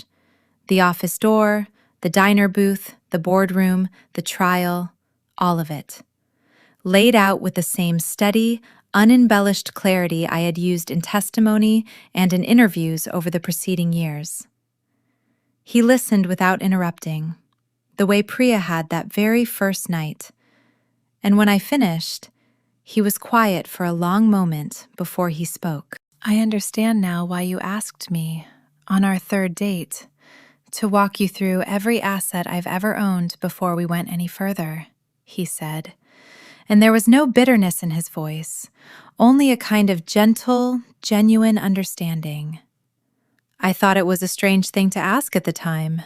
I don't think it's strange anymore. It's not that I think you're like him, I told him. It's that I promised myself I would never again build something important with anyone, romantic or professional, without verification built into the foundation from the very beginning. Not because I don't trust you, because trust, real trust, the kind that actually lasts, is built through transparency, not despite it. He proposed 2 years after that conversation, on a quiet weekend trip to the same Hudson Valley Inn I had once booked all those years earlier for an anniversary trip that never happened. A coincidence I had not planned, but which felt, when I recognized the familiar wooden sign at the end of the long gravel driveway, like a particular kind of closure I had not known I was still waiting for. This time, I said yes to a proposal in the exact place I had once hoped, so foolishly and so hopefully, to remind a different man of who we used to be. This time, the hope was not foolish at all, because it was built on an entirely different foundation, one of honesty rather than the quiet, accumulated small self-erasures that had characterized my first marriage. We were married a year later, in a small ceremony in the same manufacturing facility where I had hosted the 15th anniversary celebration, surrounded by employees who had watched me rebuild an entire company from the wreckage of betrayal and had, many of them, become something closer to family than colleagues over the years. Priya stood beside me as my maid of honor, exactly as she had once sat beside me in a diner booth at midnight with a laptop and an offer to help me survive the worst week of my life. Renata gave a toast that made half the room cry, describing in vivid and unnecessary detail The exact expression on my face the morning I walked into that boardroom in the same charcoal blazer I had worn to close the Meridian deal. An expression, she said, made her simultaneously terrified for me and more confident in me than she had ever been in any leader she had worked for. Marcus, my attorney, and by then also a genuine friend of over 15 years, insisted, with a wry smile I will never forget, on personally reviewing the prenuptial agreement Daniel and I signed before the wedding. Not because either of us doubted the other, but because I had made an unbreakable promise to myself in the wreckage of that first marriage that I would never again build anything significant, romantic, or professional without proper structures in place from the very beginning, regardless of how much I loved or trusted the person standing beside me. Daniel signed it without a single moment of hesitation or resentment, understanding, I think, exactly what that document represented.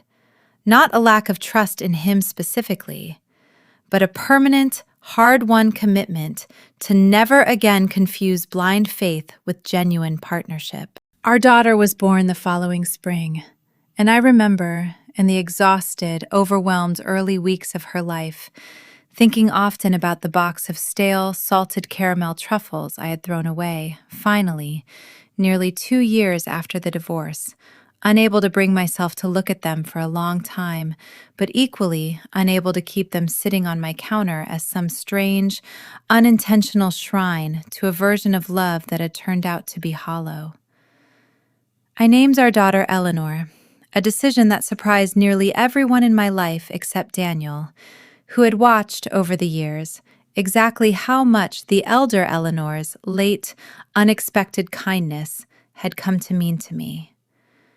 I called Eleanor Cole myself the week our daughter was born to tell her, and she cried again on the phone, the second time in our long, complicated, ultimately redemptive relationship that I had heard genuine emotion break through her usually composed voice. "I never expected this," she told me. "After everything, I never expected you would still want any part of me in your life, let alone this. You told me the truth when almost nobody else in my life was telling me anything," I said. "That mattered more than you probably know." Watching my daughter grow over the following years, I found myself thinking often about the particular kind of strength I wanted to model for her. Not the performative, unbothered strength that pretends difficult things never happened, but the harder, more honest strength of a woman who had survived something devastating, allowed herself to grieve it fully, and then rebuilt, deliberately and with open eyes, something even more solid than what she had lost. I told her, even as a very young child, simplified, age-appropriate versions of the story, not the financial details or the courtroom proceedings, but the underlying lesson that people who truly love you build things with you in the open, and that anyone who asks you to keep important secrets from the people who love you most is very rarely asking out of genuine care. Whitfield Home, by the time our daughter turned 5, had grown into a company worth well over $600 million, a milestone that generated considerable press coverage, most of it, by that point, focused less on the scandal that had once threatened to destroy the company and more on the genuinely unusual governance structures I had implemented in its aftermath. Structures that other founders and boards began studying, and in some cases directly copying, as a kind of best practice for protecting companies from exactly the kind of insider threat that had nearly cost me everything. I was invited to speak at business schools, at industry conferences, at a congressional hearing on corporate governance reform that examined, among other things, the particular vulnerabilities that arise when founders concentrate too much unchecked authority in the hands of people they trust personally rather than structurally.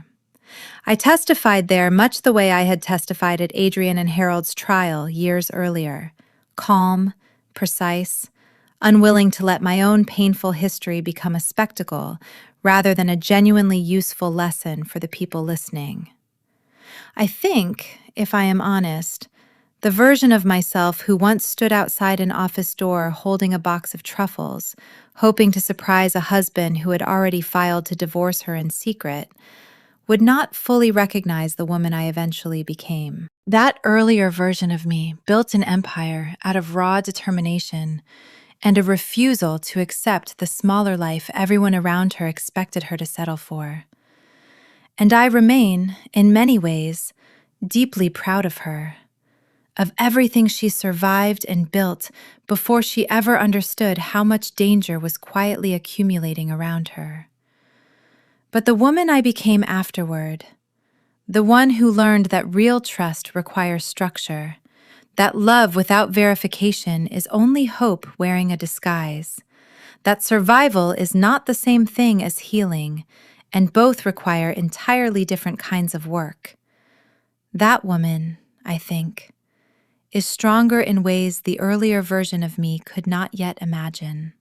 Because she built her strength not on the absence of pain, but on the deliberate, patient work of walking all the way through it. There is one final piece of this story I want to share before I close it, because I think it captures, more than anything else, exactly how far the distance had grown between the woman who once stood frozen outside an office door and the woman I eventually became. Roughly 6 years after that Tuesday afternoon in September, I received a call from a young journalist working on a retrospective piece about corporate fraud cases that had reshaped industry governance standards. And as part of her research, she had reached out to Adrian, now several years removed from his release, for comment. She asked me, near the end of our interview, whether I had anything I wanted to say directly to him, an invitation I suspect she offered mostly out of journalistic curiosity, rather than any expectation that I would actually take her up on it. I surprised myself by answering. "Tell him I hope he found honest work," I said. I mean that without irony. I hope, wherever he is, he found a way to build something using his own hands and his own honesty instead of someone else's trust. I'm not angry anymore. I don't think I have been for a long time. Anger is heavy, and I decided a long time ago that I did not want to carry something that heavy for the rest of my life just to prove a point to a man who is no longer part of it. I meant every word of that answer, and saying it out loud, to a stranger, for an article that would eventually be read by thousands of people I would never meet, felt like the final, quiet completion of a healing process that had taken years longer than I ever expected it would. I did not forgive Adrian in the sense of excusing what he did or pretending it had not cost me as much as it cost me. But I forgave him in the only sense that ever truly matters for the person doing the forgiving, which is releasing the daily, ongoing obligation to keep relitigating the wound inside my own mind, freeing up that space, finally, for the life I had built afterward instead. Priya still runs financial literacy workshops for the Grandmothers Fund every quarter, and Marcus still reviews every major legal structure Whitfield Home enters into, a habit neither of us has ever considered dropping, even now, over a decade removed from the crisis that first made it feel necessary. Renata eventually left Whitfield Home to start her own supply chain consultancy, a departure I celebrated rather than mourned, because I understood, better than most people in her position ever could, exactly how much it meant for someone I had mentored to eventually feel confident enough to build something entirely her own. The same way Harold Given, so many years earlier, had once claimed to have wanted to do. Except Renata built hers honestly, in the open, without ever once needing to tear anyone else down to make room for her own success. My daughter Eleanor is 9 years old now, sharp and curious in a way that reminds me constantly of the woman for whom she is named. And she has already, at 9, asked me detailed questions about the company, about how ownership works, about why I insisted, when she was old enough to understand it, on setting up a simple trust in her own name that no one, not even her father, has any legal authority to touch without her direct knowledge and consent once she comes of age. I do not know, yet, whether she will eventually choose to lead Whitfield home herself or build something entirely her own the way I once did, in a cold room with nothing but stubbornness and 11,000 borrowed dollars. I only know that whichever path she chooses, she will walk it with far more structural protection than I ever had. Not because I want her to distrust the people she loves, but because I want her to understand, far earlier in her life than I ever managed to understand it in mine, that structure and love are not enemies. They are simply two different forms of the same deep care, the kind that says, I trust you enough to build this with you, and I love you enough to make sure that trust is never the only thing standing between us and disaster. Looking back across the full arc of everything that happened, I find myself returning most often, in quiet moments, not to the boardroom confrontation, dramatic as it was, and not even to the 11 days of the trial, but to the smaller, quieter moment that started everything. Standing outside that cracked office door, with a box of truffles growing warm in my hand, choosing, in the space of a few seconds, not to burst through the door in fury, but to turn around and walk away in silence instead. I have thought many times about how different everything might have gone had I made a different choice in that hallway. Had I thrown the door open and confronted Adrian and Vanessa on the spot, screaming, demanding answers, giving them both the immediate, unmistakable warning that I knew.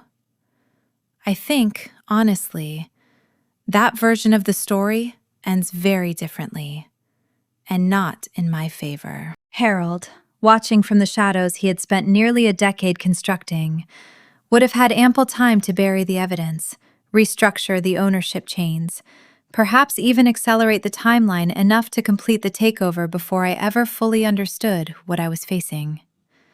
My silence in that hallway, the discipline it took to feel everything and reveal nothing, was not coldness. It was, I have come to understand, the single most important act of self-protection I have ever performed in my life. I think about that lesson often now, when women reach out to me, as they still do years later, describing situations that echo pieces of my own story.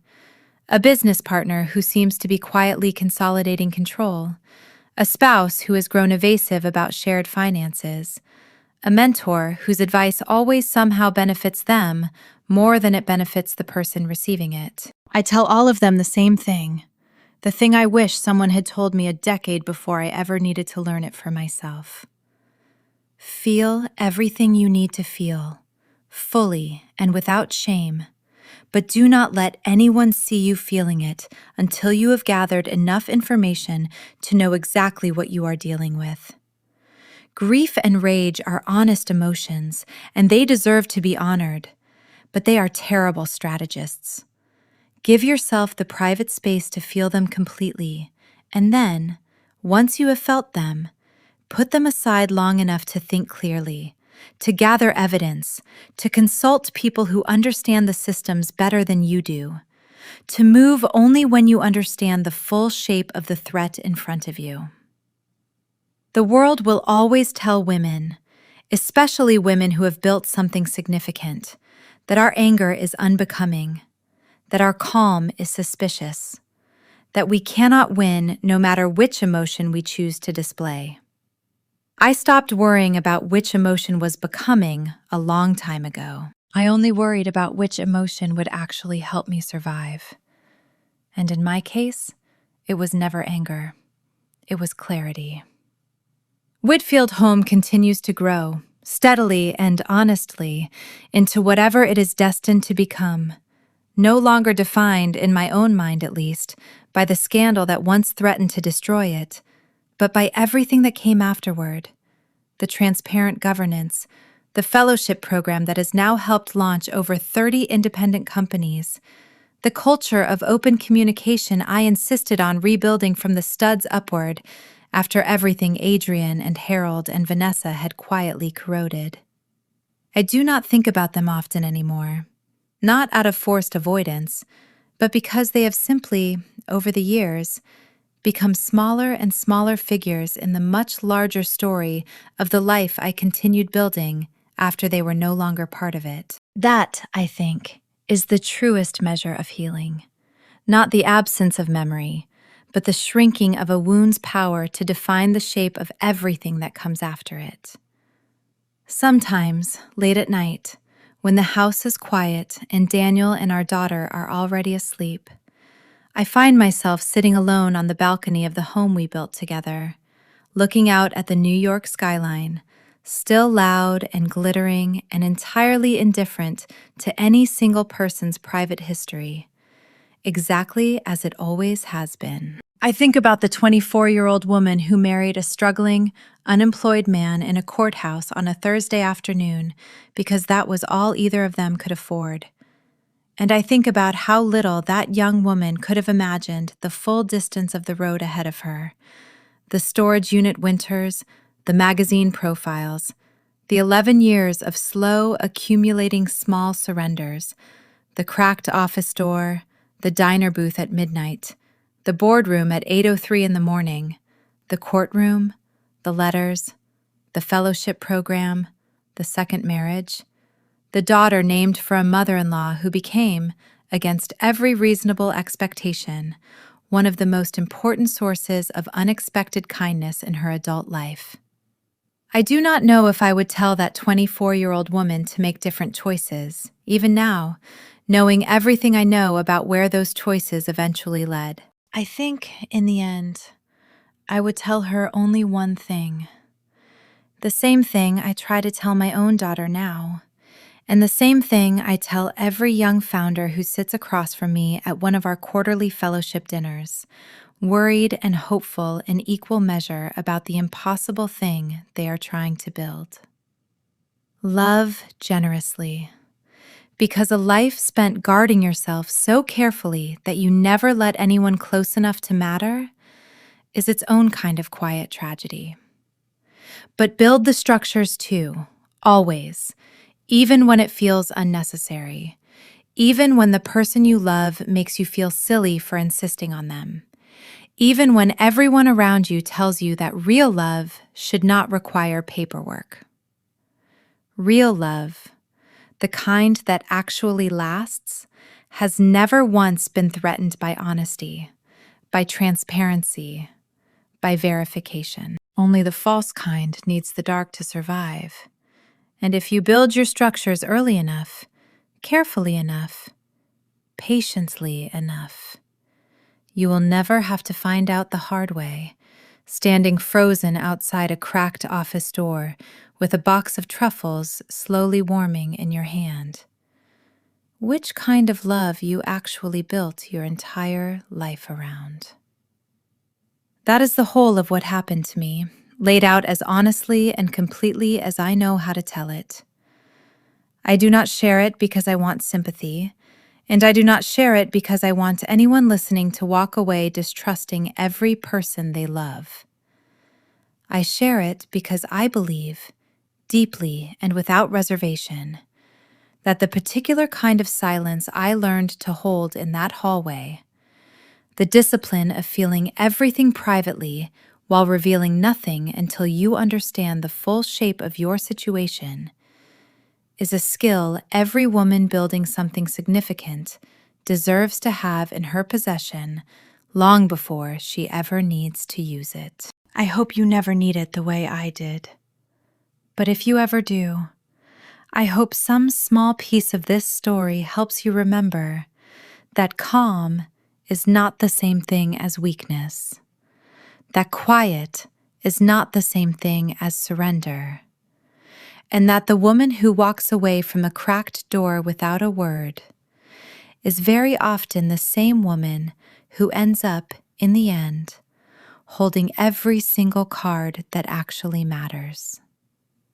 People often ask me, when I tell pieces of this story at conferences or in interviews, exactly how Priya managed to uncover so much in such a short window of time, as though forensic accounting were some kind of magic trick rather than a discipline built on patient, methodical pattern recognition. I have come to understand over the years that the real answer is less glamorous and more useful than most people expect. Priya did not find anything through some brilliant single insight. She found it through the unglamorous, exhausting work of checking every assumption twice, of refusing to accept a document at face value simply because it looked official, of asking again and again the same deceptively simple question that ends up unraveling most sophisticated frauds eventually. Does this number make sense given everything else we know to be true? The Hale Strategic Advisory invoices did not look suspicious on their surface. They looked like ordinary consulting fees, formatted correctly, approved through proper channels, filed on schedule. It was only when Priya insisted on comparing the dollar amount against the actual, tangible scope of delivered work, a comparison most internal auditors, pressed for time and trained to trust properly formatted paperwork, would never have thought to make, that the entire structure began to crack open. I think about that lesson constantly now, in every aspect of how I run Whitfield Home. Fraud, I learned the hard way, very rarely announces itself. It hides inside things that look ordinary, inside invoices that are formatted correctly, inside relationships that look, from the outside, like reasonable professional partnerships, inside board members who have earned 9 years of accumulated trust through consistent, mild-mannered behavior. The only real defense against that kind of hidden threat is not suspicion of everyone around you, which is its own kind of poison, corrosive to any healthy organization or relationship. The only real defense is structural, built in advance, before you ever suspect you need it. The way I once insisted, almost apologetically, on that single shareholder clause all those years ago. Not because I distrusted anyone specific at the time, but because I understood, even then, on some instinctive level, that hope is not a strategy, no matter how much I loved the people I was building my life alongside. I gave a version of this exact lesson as the closing remarks of a keynote address I delivered several years ago at a conference for women entrepreneurs held, fittingly, in the very same city where Whitfield Home first began. I remember standing at that podium, looking out at a room full of women in various stages of building their own impossible things, some of them barely older than I had been when I first bought a second-hand table saw with my grandmother's inheritance, and feeling a responsibility I had not fully anticipated when I agreed to speak. I told them the entire story, condensed into 45 minutes, the office door, the diner booth, the boardroom, the trial, the fellowship program, the daughter named for an unexpected source of kindness. And I watched, from the podium, as several women in the front rows wiped away tears they clearly had not expected to shed at what they assumed, walking in, would be a fairly standard business conference keynote. I am not telling you this story so you leave this room afraid, I told them, near the end of my remarks. I am telling you this story so you leave this room prepared. Fear makes you smaller. Preparation makes you unshakable. Build the structures. Insist on the verification. Trust the people you love generously and completely, and also, always, make sure that trust is never the only thing protecting everything you have built. Those two things are not in conflict. I spent 11 years believing they were, and it nearly cost me everything I had ever worked for. I am asking you, please, to learn that lesson from my story instead of learning it the way I did from your own. The applause that followed lasted longer than any keynote applause I had ever received before or since, and afterward, dozens of women lined up simply to shake my hand, several of them telling me, quietly, that they were going home that very week to finally review documents they had been putting off reviewing for months, sometimes years, out of a discomfort with confronting the possibility that someone they loved might not be handling things exactly as honestly as they hoped. I do not know how many of those women went on to discover problems of their own, and I hope, sincerely, that most of them found nothing at all, that most of their trust turned out to be entirely well placed. But I know that at least a few of them wrote to me afterward, over the following months, describing exactly the kind of quiet unraveling I had once experienced myself, and thanking me, in each case, for giving them the courage to look closely at something they had been too afraid to examine honestly before. There is a particular photograph that sits framed on my office desk today, one I look at nearly every morning before the day's work begins, and I think it captures, better than anything I could say, exactly how far the distance has grown between who I was and who I eventually became. It was taken the morning of the 15th anniversary celebration, the photographer catching me mid-laugh, standing beside the antique table saw I had once used in that cold storage unit. Marisol Vega on one side of me, and Renata Sosa on the other, both of them laughing at something I no longer remember saying. I keep that photograph, not because it represents triumph over Adrian, or Harold, or Vanessa, though I suppose, in some distant sense, it does represent that too, but because it represents something I value far more. The community of honest, hard-working people I chose to surround myself with once I finally understood that the people closest to you should make you feel larger, not smaller, should build alongside you in the open, not maneuver quietly against you in the dark. I think about Harold sometimes, still, more than I think about Adrian if I am being fully honest, because Harold's particular brand of betrayal, the patient, decade-long cultivation of resentment disguised as mentorship, frightens me in a way that Adrian's more ordinary, more human weakness never quite managed to. Adrian, in the end, was simply a man who let insecurity curdle into greed when the right opportunity presented itself. A common enough human failing, tragic in its consequences, but not, I think, particularly unique in its shape. Harold was something else entirely. A man who spent 9 full years constructing an elaborate, patient architecture of revenge, who sat across from me at board meetings for the better part of a decade, offering advice I trusted, praise I valued, mentorship I genuinely believed was rooted in belief in my abilities. All of it, the entire time, simply scaffolding for a plan whose only true purpose was eventually taking from me the thing he believed should have belonged to him instead. I do not know how to fully protect against a Harold. I have thought about this often in the years since. Tried to identify some clean, universal warning sign that might help other founders recognize a similarly patient, deeply hidden threat before it costs them as much as it nearly cost me.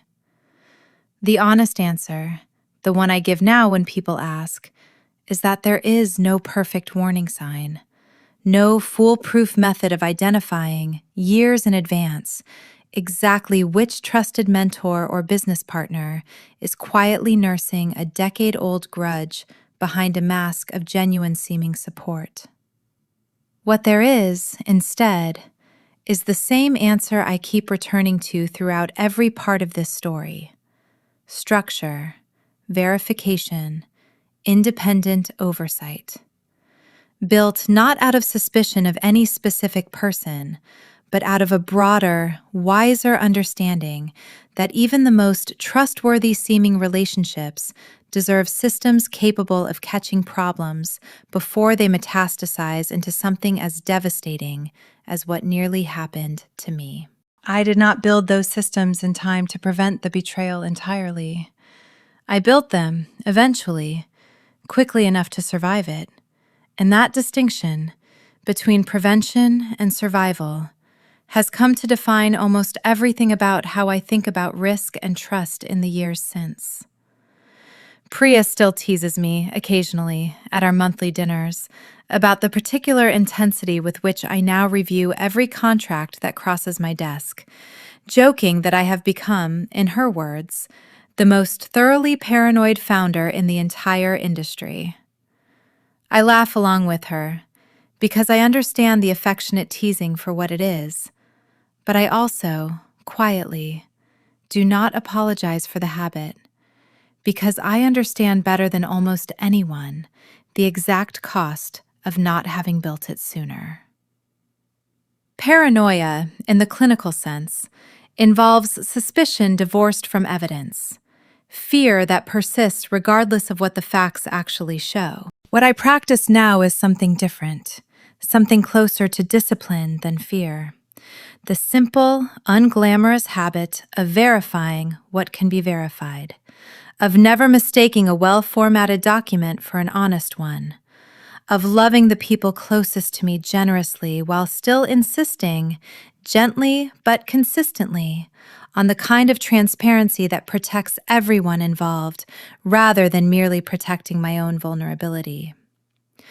I want to close this account with one more memory, small and quiet compared to everything else I have described, but the one that, more than any boardroom confrontation or courtroom verdict, actually taught me the shape of the peace I eventually found. It happened almost exactly 4 years after that Tuesday afternoon in September, on an ordinary Saturday morning when Daniel and I took our daughter, then 5 years old, to the small Brooklyn neighborhood where the original storage unit had once stood, now the yoga studio I had driven past so many times over the years without ever going inside.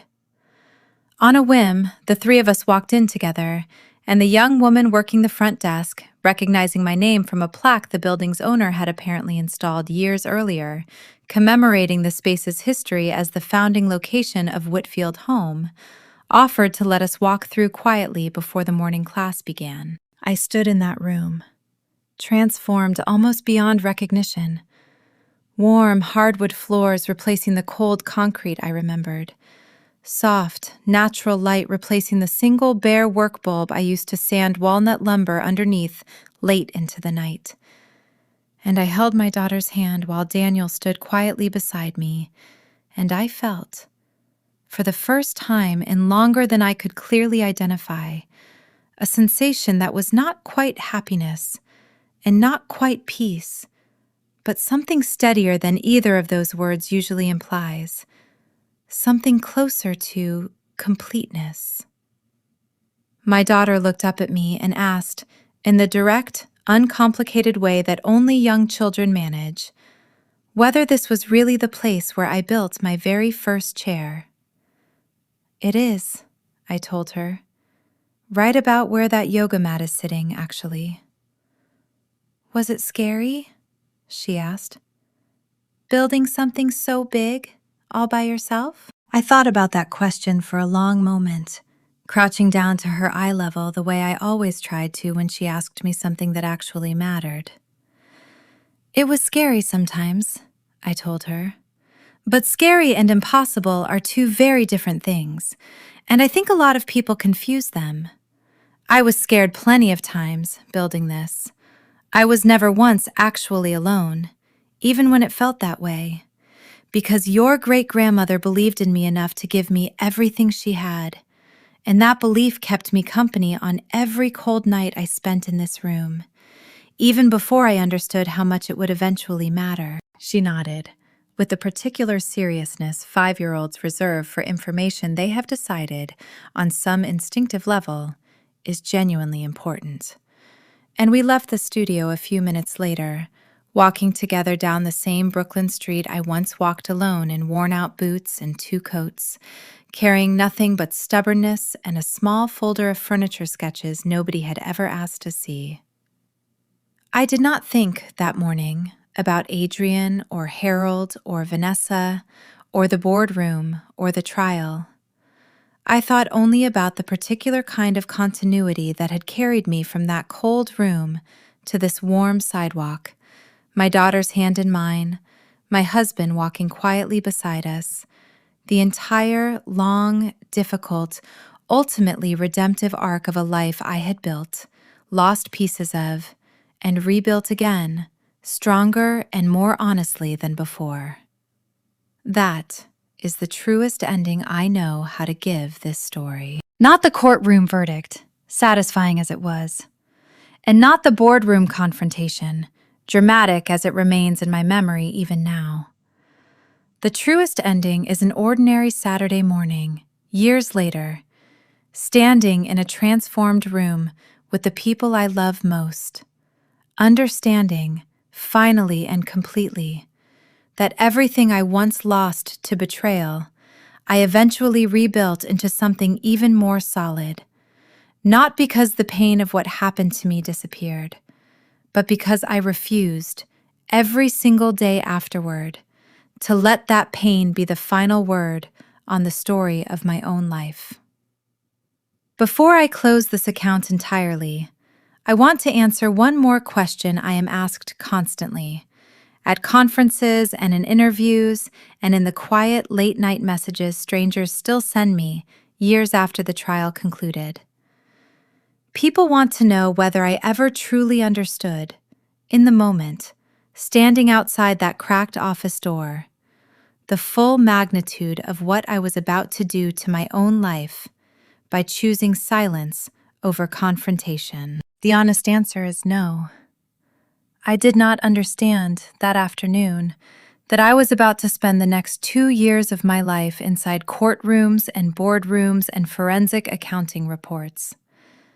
I did not understand that the woman standing beside my husband would turn out to be only the visible edge of a conspiracy that reached back nearly a decade into the earliest, most hopeful days of my company's founding.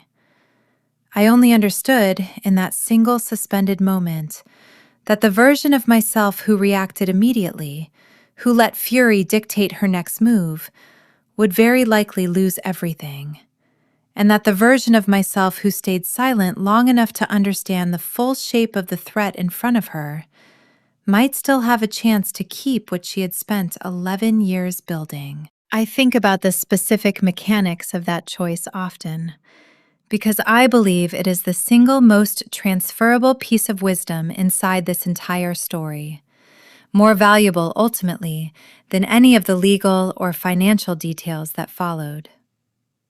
There is a particular kind of clarity that arrives in the immediate aftermath of discovering betrayal.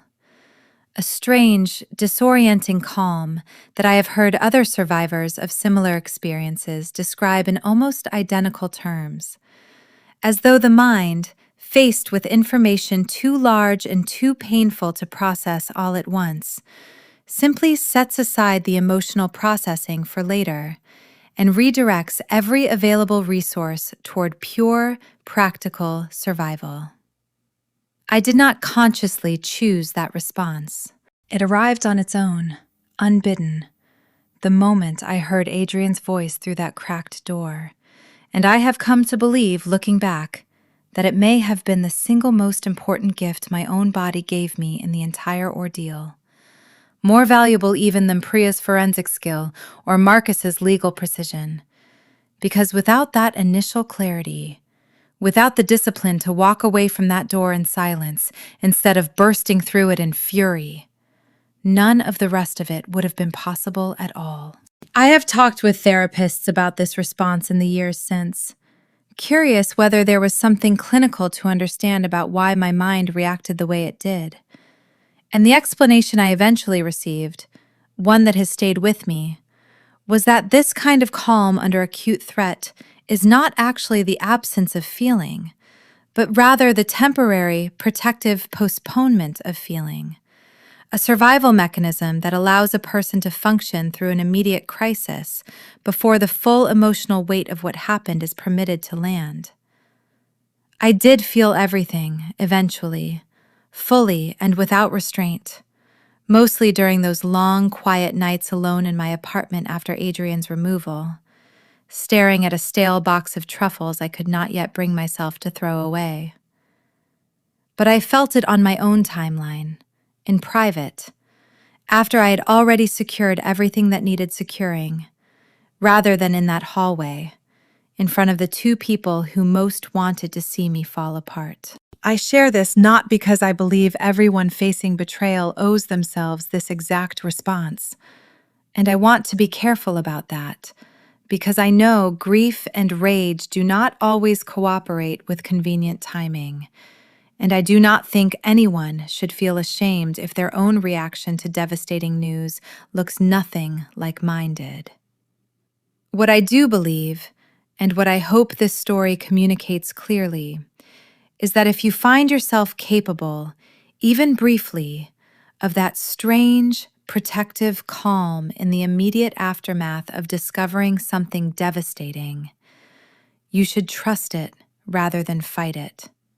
Should use whatever window of clarity it grants you to gather information and consult people who can help you understand your options before you allow the fuller, more overwhelming wave of grief to arrive.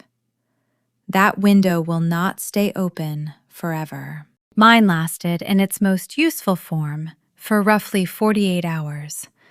Just long enough to reach Priya, then Marcus, then to formally invoke the protective clause that ultimately saved everything I had built. Use your window while you have it. The grief will still be there waiting for you afterward, patient and enormous and entirely valid, but it will find you in a life you still control, rather than in the wreckage of one you lost while you were too busy feeling to think.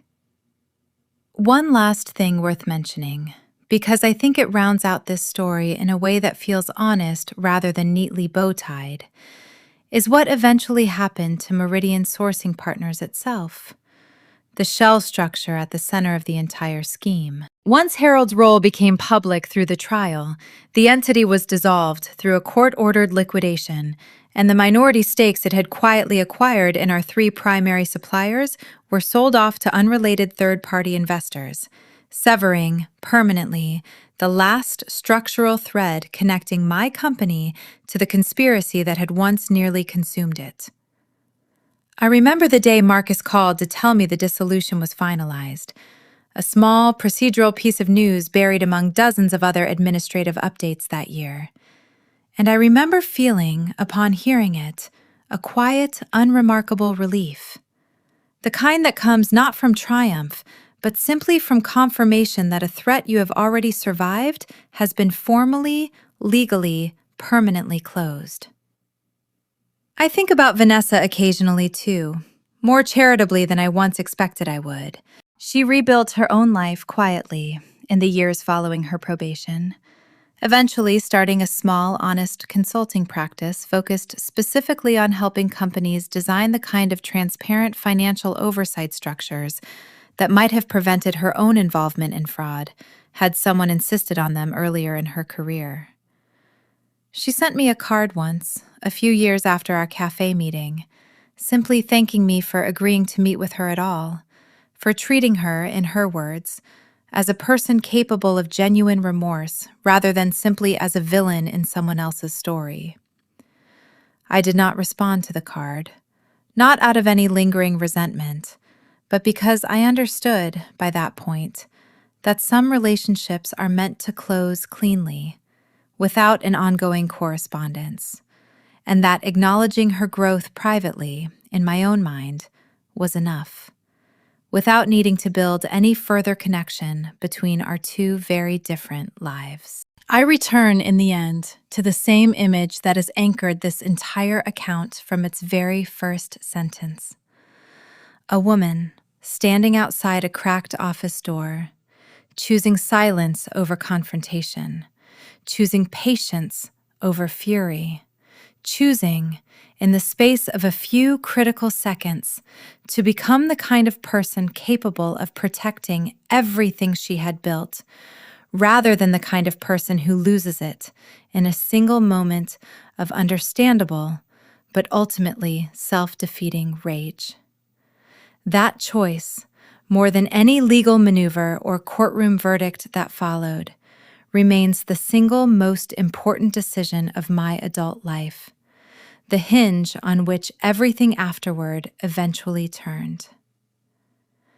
I do not know what door you might be standing outside of right now, listening to something you were never meant to hear, feeling the ground shift beneath feet that thought they were standing on solid stone. But I hope, whatever you decide to do next, you give yourself the same gift I somehow, without fully understanding why, managed to give myself that Tuesday afternoon in September.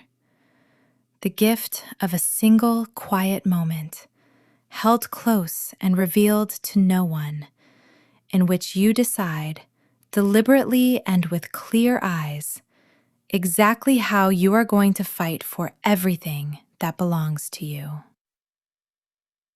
People sometimes ask at the very end of a talk or an interview, what became of the antique table saw itself, the one I still keep near the podium during company celebrations, the very same machine I once used to build the first 12 pieces of furniture that eventually grew into a company worth hundreds of millions of dollars. It sits today in a small, glass-fronted case just outside my office at Whitfield Homes' Queens manufacturing facility.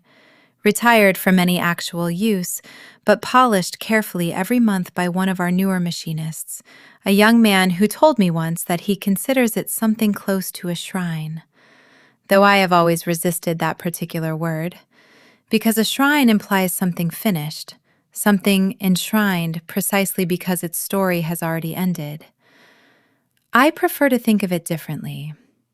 I think of it as a beginning, kept visible and close, a reminder every single day I walk past it of exactly how far a person can travel from a cold room and 11,000 borrowed dollars, provided she is willing to protect with everything she has whatever she eventually manages to build. That, more than any verdict or settlement or quarterly earnings report, is the legacy I actually care about leaving behind. Not the story of a betrayal survived, but the story of a woman who kept building, honestly and in the open, long after every reason to stop had already come and gone. If you have listened this far, thank you for staying with me through every part of it. The hopeful early years, the slow accumulation of small surrenders, the terrible clarity of that cracked office door, the long months of investigation and courtroom proceedings, and the even longer, quieter years of rebuilding that followed. Stories like this one are often told for entertainment, and I understand and accept that framing completely, because there is something undeniably compelling about watching a woman uncover betrayal and reclaim everything that was almost taken from her. But I hope, underneath the entertainment, something more lasting also reached you. Some small piece of practical wisdom you can carry into your own life, your own relationships, your own business partnerships, long before you ever find yourself standing where I once stood. Build carefully. Trust generously, but never blindly. Verify what can be verified, not because you expect betrayal, but because the structures you build in calm, ordinary seasons of your life are the exact structures that will protect you if a storm ever arrives. And if a storm does arrive, despite every precaution, remember that a single moment of quiet, deliberate clarity, held close and revealed to no one until you are ready, can be worth more than every scream of fury you might otherwise have been tempted to release. I hope you never need that lesson, but I am glad, now, that I finally learned it. And I hope, in sharing it, some small measure of what it cost me has become useful to you instead. I want to leave you, finally, with the same words I told myself standing in that parking garage all those years ago. 11 minutes of silence, one for every year of a marriage I did not yet know was already over. I told myself, sitting there, staring at that concrete pillar, that whatever came next, I would face it as the woman who built something out of nothing once before, and could therefore build it again if I truly had to. I did not know, in that moment, exactly how true those words would turn out to be, or how many people, strangers and friends alike, would eventually tell me that hearing my story helped them find the same steadiness inside themselves. I only knew that I refused to let a cracked office door become the final chapter of a life I had spent 11 hard, determined years building with my own 2 hands. I hope, whatever chapter you are currently living, you refuse the same thing, on your own terms, in your own time, with whatever quiet, unshakable clarity you can manage to find inside yourself when it matters most. And to the version of myself who once knelt in that cold storage unit, sanding walnut by hand under a single bulb, wondering if any of it would ever amount to anything at all, I want to say simply, it did. Every hour of that cold, uncertain beginning eventually became the foundation for a life far larger and far more solid than either of us could have imagined back then. A life that survived betrayal I never saw coming and grew, afterward, into something even more honest than what came before. That is the ending I actually believe in. Not the courtroom verdict, not the boardroom confrontation, but this quieter, steadier truth. That a woman willing to build carefully, protect deliberately, and rebuild honestly after devastation will, in the end, very often find herself standing in a life more solid than the one she thought she was fighting to save in the first place. Thank you for spending this time with me and for letting an ordinary Tuesday afternoon, a cracked office door, and one woman's decision to stay quiet long enough to save everything she loved become, however briefly, part of your own day as well. If nothing else stays with you after everything I have shared, let it be this single, simple truth, repeated now in closing because I believe it deserves the weight of a final word rather than a passing mention buried somewhere in the middle of a much longer account. Silence, chosen deliberately and used wisely, is not weakness. It is very often the sharpest tool a person can hold in the moment betrayal first reveals itself. Sharper than anger, sharper than tears, sharper than any confrontation staged in the heat of the very first shock. Choose it carefully, use it briefly, and then act, decisively and without apology, once you finally understand exactly what you are protecting and exactly what you are up against.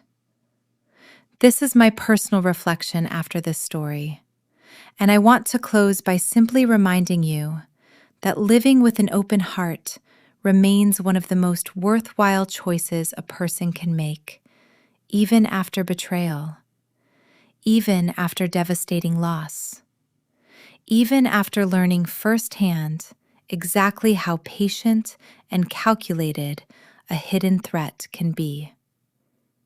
Being kind does not mean allowing others to trample over you. And protecting yourself with structure and verification does not make your love any less genuine. In every important relationship, whether a marriage, a partnership, or a friendship, both people deserve respect, honesty, and gratitude for whatever sacrifices the other has made. When a crisis finally arrives, as it eventually does in nearly every life. Stay calm, gather what you need, and act with clear eyes rather than destroying yourself over choices that were never yours to make in the first place. Those who do wrong will eventually pay the price, in ways large and small, public and private. And those who know how to stand back up after the worst pain of their lives will absolutely find peace, joy, and happiness again, built this time on a foundation strong enough to hold it. Keep your legal documents clear, protect your rightful assets, and never let anyone convince you that insisting on your own protection makes you any less loving, any less generous, or any less deserving of the life you have worked so hard to build with your own 2 hands. Live with an open heart, but hold your boundaries firmly, and trust that the woman who chooses clarity over chaos, structure over blind faith, and patience over immediate fury will very often be the one still standing, whole and unshaken, long after the storm that once tried to destroy her has finally passed. In the end, that is the whole of what I wanted to leave you with. A reminder that a quiet, deliberate woman standing outside a cracked door, choosing patience over panic, is very often the most dangerous person in the entire building, and the safest one to bet on when everything else is finally said and done. Whatever door you find yourself standing outside of tonight, I hope you remember her, that quiet woman with a box of truffles slowly warming in her hand. And I hope you find, somewhere inside yourself, the same steady, unshakable clarity she somehow managed to find in the space of a few short seconds that changed absolutely everything that came after them. This is where her story ends, and where, if you needed it, yours can begin again too. I mean that more sincerely than I can fully express in words, and I wish you, wherever your own story takes you next, the same hard-won peace I eventually found. And if nobody has told you yet today, let me be the one to say it clearly.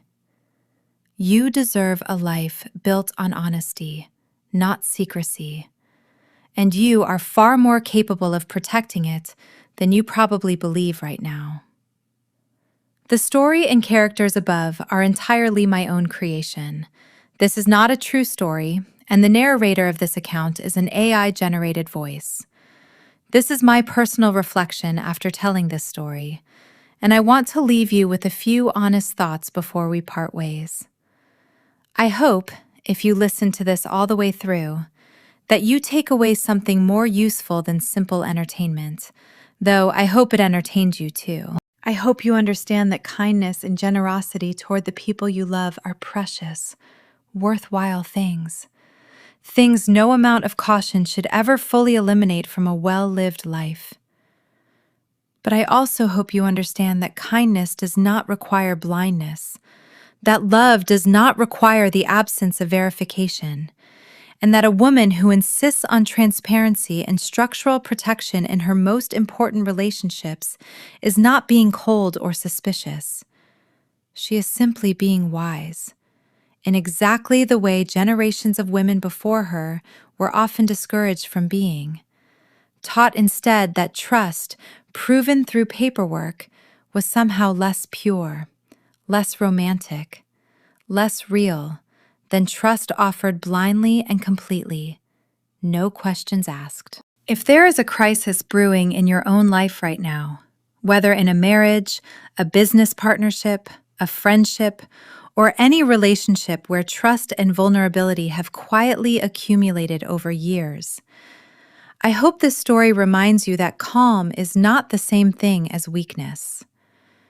The instinct to scream, to confront, to demand immediate answers the moment betrayal reveals itself is entirely human and entirely understandable. But it is very rarely the instinct that actually protects you. Give yourself permission to feel everything fully, in private, away from the eyes of whoever has hurt you. And then, once you have felt it, do the harder, less satisfying work of gathering information, consulting people who understand the systems better than you do, and moving only once you understand the true shape of what you are facing. That discipline, more than any single dramatic confrontation, is what actually determines whether you walk away from betrayal with everything you built still intact, or whether you lose it entirely in the heat of an understandable but poorly timed reaction. Protect your assets clearly and legally, long before you ever suspect you might need to. Insist on structures, on independent oversight, on verification, not because you distrust the people closest to you, but because real love, the kind that lasts, has never once been threatened by honesty. Only the false kind needs secrecy to survive. Keep your legal and financial documents in order.